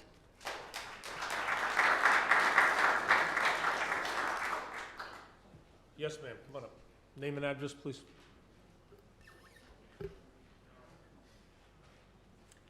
Good evening. I know it's really late and we're all really tired. I'm Kate Brennan. I live at 25 Paradise Brook Farm in Middletown. I came tonight and I came to listen because I've heard a lot as well in our community. And I'll be really straight with you that this is all really scary to me. I have 2 kids that I send off every day to Middletown schools, both at Gaudet now, and I just want them to be seen. I want them to be loved. I want everyone to know them there, okay? And regionalization scares me because it's just so big. It's so big, and I understand the money, and I understand the technology and everything that we need to, keep up with the 21st century, and I'm not here to talk about all that. I'm here to be the voice of a parent, a Middletown parent who just wants to make sure that the teachers aren't overwhelmed and that the staff isn't overwhelmed, that they can take the time with each kid and really know them. And they're not a number, they're not a test score. They're a kid trying to grow up and be part of a community, the Middletown community. That's what I'm talking about. I'm talking about where we live, and I didn't move here to get to Middletown schools or anything. I'm not even from here. I'm actually from Vermont, if you can believe it. I actually just came here randomly. I have no connection to Middletown, but I'm here now, and I want everyone to know that here, that I'm the voice of many parents in this town that are doing a million things right now and can't be here.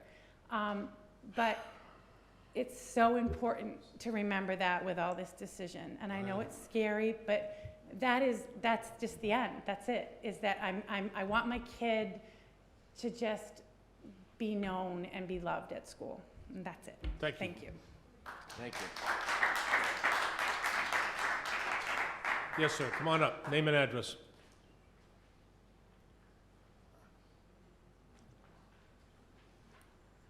Ron Hiru, 51 Bay Ridge Drive. I've heard everyone's strong feelings, strong opinions. I appreciate what Kate said, which is a social issue. There are financial issues that many of you have spoken about, academic issues, better school. There's going to be administrative issues. And I really think those all need to be heard in a needs assessment. I was taught in college systems analysis. It helped me throughout my work at Newark, at URI, is analyze the system, then make a decision. We all seem to be making decisions tonight, one way or the other. Why? We just analyze the system.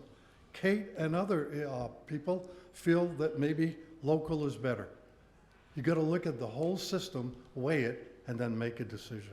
That's all I have to say. Thank you. Thank you.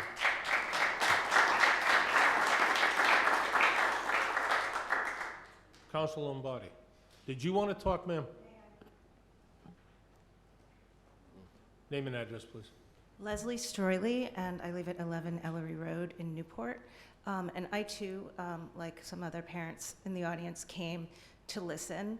And I want to give you a quick backstory for me. My kids are at Pell and Thompson. We too started out at a small, intimate school. We were at the Newport Montessori School, which is about as small and intimate as you can get. So when it came time for me to send my first child off to first grade on the bus at Pell, I was so overwhelmed. It was when I went on my tour of the school, I cried. I was so scared to send my child into that environment for the very reasons that a friend from Vermont feels. That emotion, that your child's going to be lost. There's too many kids, all of those reasons that we've already heard. Well, the problem was 100% mine. My child thrived from the very first day. That school is state of the art, and I have never been in a school experience in any town where there wasn't such a culture of love and acceptance. We have a diverse population. There are behavior problems. It's not limited to our town or our schools. So I'm afraid that a lot of the conversation and the ideas being shared here are based on a lack of information, fear, and emotion. So the bottom line is, in Newport, we have had a lot of opportunity to get deeply educated on what regionalization, whether you're talking at any level, but particularly the high schools. We have had first-class summits and committees and meetings because it's our number one priority, right? Rogers needs help. So we are doing our due diligence. I've learned more than I could ever imagine about the sweet spot for high schools, 12 to 1,500. Meanwhile, Middletown and Newport would be 12 to 1,500. So the point is, everyone has so many questions here. And as multiple people have said, they can't be answered. They shouldn't be answered. If we could answer them in this short period, it would be completely not accurate. It would not do what needs to be done. So just like most of the people in this room, I'm asking you to please continue the conversation. And again, it's not binding. There's no commitment to talking. But from my perspective, as a person who is a parent without any experience in education or RIDE or any of these things, I feel like I know a lot more about this process than most of you. And no offense, but I've had to learn. So again, everybody has the opportunity to evaluate this later down the line, but to do it without the information that so many of us already have, that all we want to do is impart with you. And we want your community to know, and then make a decision. So thank you for listening to me, and I'm sorry it's so late. Okay, thank you. Council Lombardi. So, Yeah, come on up, sir. Name and address. My name is Don Rowe, and I live at 143 Kane Avenue in Middletown. And I worked in the business world for 44 years and then went into education as a substitute teacher. And it's no different than anything out there. It's the quality of the people who run the facilities that make a difference. So I just want you to know, as a substitute teacher in Connecticut, where I also have another home, I have been involved in an elementary school, and I would suggest, if many of you have not, go into classrooms today and see the job that teachers are faced with on a daily basis, not just for the whole year, but go into the education world and see the jobs that teachers are doing. They clearly are making a difference with the students today. And I would just ask that you continue the conversation and do the right thing for the town of Middletown. Thank you. Thank you. thank you. Council Lombardi. Thank you, Mr. President. So, I keep hearing one reoccurring theme here tonight. It's about the kids. That's what I keep hearing. 2 weeks ago, I made a statement about, it's not about the building, it's about what comes out of the building. So, if in fact, this conversation doesn't continue based on the decision we have here tonight, you still need to have a broader-based conversation. Now, some of you in this room I've had this discussion with already. And when we talked about the article that was in the paper in the Daily News about Portsmouth students wanting to be more challenged, I think all of our kids, for the most part, want to be more challenged, whether they're Newport, whether they're Middletown, or whether they're Portsmouth. I think as we look at this tonight, Newport faces a decision that they're going to have to either renovate or replace Rogers. We know that. We know that Newport does career and technical ed very well. We send our kids there. We tuition our kids out there. By law, we have to do that. But we do it. And I think they come out much better off for those that don't want to go to college, for those that want to have a career in a trade. With that said, there are things that we do well here in Middletown. STEM, Lead the Way. There are a lot of things we do well here, and there are a lot of things that happen well in Portsmouth. I think if this conversation ends tonight, which it can't end tonight, as far as the regionalization piece of it, I think maybe it will end tonight. But what I'm saying is that if it does, I think the challenge now is for the three school systems, the towns, to get together and talk about how we can collaborate and how we can make the choices for our kids better. How we can make the choices for our kids better.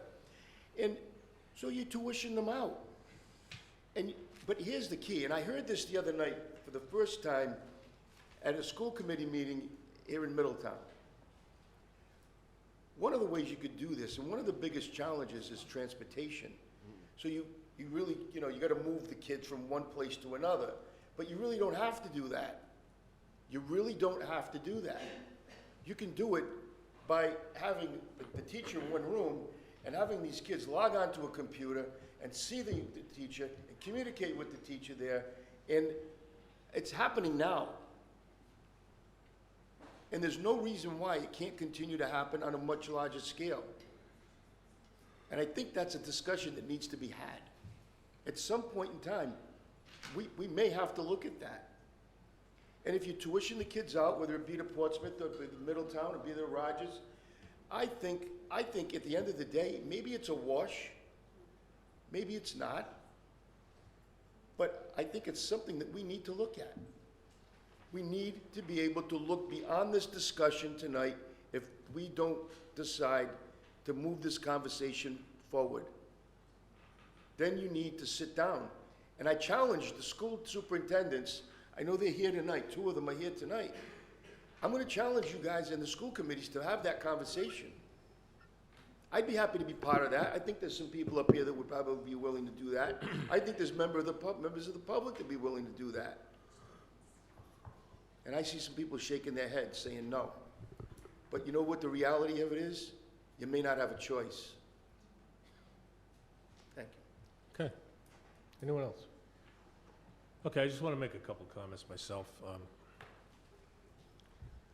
I kind of sit up here with a taxpayer hat on for both Newport and Middletown. I have property in both places. So I sit here looking at this as a taxpayer. I will say this.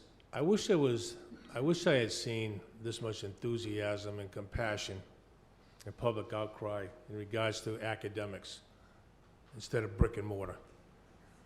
Okay, because I see a difference between the two. I really do. There's a big difference to me in academics and brick and mortar. We talked tonight, Colleen Germain, the Newport superintendent, came in 2 weeks ago, did a presentation. Her slide, if you looked at it, is very clear. Each page, regionalization. The magic numbers got thrown out there, 80.5% reimbursement, which is true, but there's no guarantee that it's going to continue to be funded. Full regionalization is controlled statutorily. The statutes govern it. We talked about that briefly tonight. For us to build a new high school, it's suggested being a $150 million high school. There would be a net to both communities of about $28 million after reimbursement. Middletown, we talk about being irresponsible if we don't go a certain way. It was alluded to by the mayor from Newport. I say Middletown has been extremely responsible for a lot of years. Our schools are safe, they are warm, and they are dry. Yours aren't, from what I hear. You need this, but we have been responsible. We went out, as it was brought up earlier tonight, and we put a bond together that went by our taxpayers, a $10 million bond to help our infrastructure to our schools. The infrastructure, the bond, was no cost to our taxpayer because we work very diligently at doing things like this. This isn't by chance. This is by being good students, financial students, stewards of the community. And we've worked very hard at that, being that way. We're a solvent community because we work hard at it. If Middletown today, in line with the Jacobs report, were to redo McQuinnick School, Forest Avenue School, Gaudet School, the high school, and Oliphant School, and bring them up to the Jacobs report, it would cost, with the reimbursement so we could get as individuals, of 45%, 35% with a 10% incentive on top of that, it would be at a total cost of about $19 million. That's not bad. Some of that we already have put aside with the $10 million bond that we have. So I look at this and I say to myself, if we want to maintain the stewardship that we have and we have had, and the attention that we've paid to our schools, so we have. Our schools are not in the same condition that the Newport schools are in, from what I hear. I haven't walked through Newport schools in a lot of years. I have 2 children that graduated from Newport schools. But I will tell you this, we didn't wait till the 11th hour to react. And unfortunately, and I know some of you will be offended tonight, that's what I feel I have in front of me, is an 11th hour appeal by the Newport. And I say that as a Newport taxpayer. And as a Newport and a Middletown taxpayer, if we were to go with full regionalization, and make no doubt about it, they came in here talking about consolidation of a high school. Every document says it clearly. It's a regionalization, K through 12, to get the 80.5%. There's no doubt about it. It's K through 12. Along with that comes a lot. Appointment of a regional school district and a planning board. And make no mistake about it. You know, people say, oh, down the road where you can vote to do this or that. Once you lose control of it, you lose control of it. And at the end of the day, it's the taxpayers of the community. Because when that regional school district comes back and says, we want X amount of money, you're gonna have to come up with X amount of money. It's regionalization, clear regionalization. We talked about this. Some people tonight said we haven't vetted it enough. There's a lot of us up here sitting for a while that have vetted it for a long time. We started talking about this 5 and 6 years ago when we had committees. Councilor Von Villas and former Councilman Rick Adams headed up the committee that I sponsored for him. I said to him at the time, go ahead, I'll support you. Go ahead, go out there. Go to Newport. They went to Newport at that time. They went to Portsmouth at that time. I believe they went to Tiverton and a few other communities. And it fell on deaf ears, their pitches. This pitch, today, I see it as desperation on Newport's part, and I really mean that. I see no advantage to the town of Middletown, long-term financially, to sign on for this. I have, as Mr. Lawrence Frank brought up, made my position perfectly clear. I don't do it out of a knee-jerk reaction. I do it a lot of years of looking at this and investigating this and looking into this. And again, it's only my opinion. It's only my opinion. But I believe in solvency. I believe in independent solvency. I don't want to have my solvency depending on somebody else that we don't have control over. And that's the way I look at it. So that's all I'm going to say of that. I think that there's no surprise my position on this to many of you in the room. My position has been very clear. I don't see it as being irresponsible, my vote not to continue this, and my vote will be not to continue this, as Mayor Bova alluded to. What I see as irresponsibility is allow your community to get put in a position that they're in. We were not irresponsible. We've done the right thing for the town of Middletown. And somebody, I would like to see somebody come in here and tell me the great academic achievements that could be made. There's been very little conversation on that. This is a brick and mortar conversation. Well, I'm going to continue my position on this. My brick and mortars, I like to keep in the town of Middletown under financial stewardship that we've maintained for the last few years. So, with that, Mr. Vice President.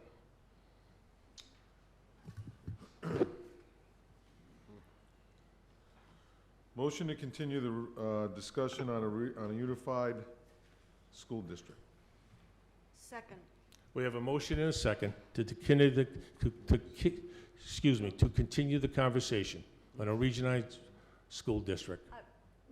Council Von Villas, I was going to say discussion. We have a motion that's been seconded. Discussion. Council Von Villas. Yeah, I have a little bit of a concern about the wording of the motion, only because I don't believe it's about regionalization of the school district. I would somehow like to change the language so that it would be somehow potentially combining something, I don't know.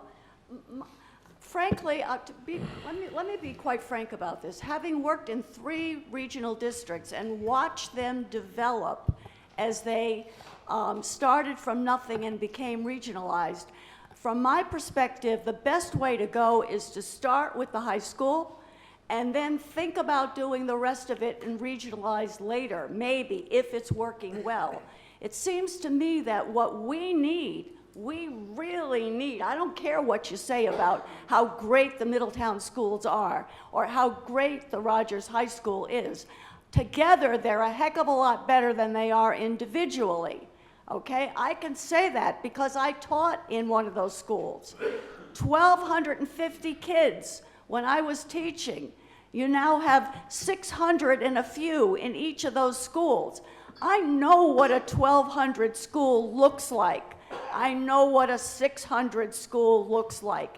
And the opportunity for kids is a lot different. So I'm a little concerned when you make a motion about regionalizing a district, because frankly, I would not terribly support that as far as going forward, although certainly I would not refuse to discuss it. I just would like a little more clarity in terms of the open-endedness of the discussion rather than the specificity of the discussion. I understand, Council Von Villis. I was only taking that motion based off the docket item itself, where it All says right, but discussion of a unified school I would ask you to phrase that. Okay, he will. Okay, I'll withdraw And that. also with the slide presentation. This slide, every page of this slide presentation that we received says regionalization. But that doesn't mean Council that Von she Villis, was he's going to wrong. change his motion. Okay. Before he does that, could I just Councilor comment? Flynn. Thank you. On the contrary, to take the other stance, I don't mind it being broad, because I would like to be able to consider facts that might maybe include Portsmouth, or might include out-of-the-box thinking. I don't- Understood. Okay. Okay. Would you like to amend it, Vice Would President? somebody else like to make it? Okay. Okay. How about further discussion about combining the educational systems in some way? I mean, leave the in some way or something, I don't know. Continue the discussion period. Motion to continue the discussion on a regional. Collaboration, all right, collaboration of Okay. schools. Okay. Okay. Okay. So Do we have a moved. second? Second. Okay. All in favor of continuing the conversation signify by saying aye. Aye. Opposed? Aye.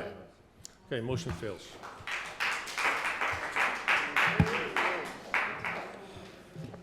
Okay, item number 34.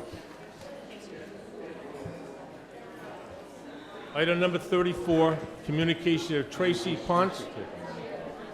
Because there's no way you're going to control it, you know? Nate, we'll stop it for a minute.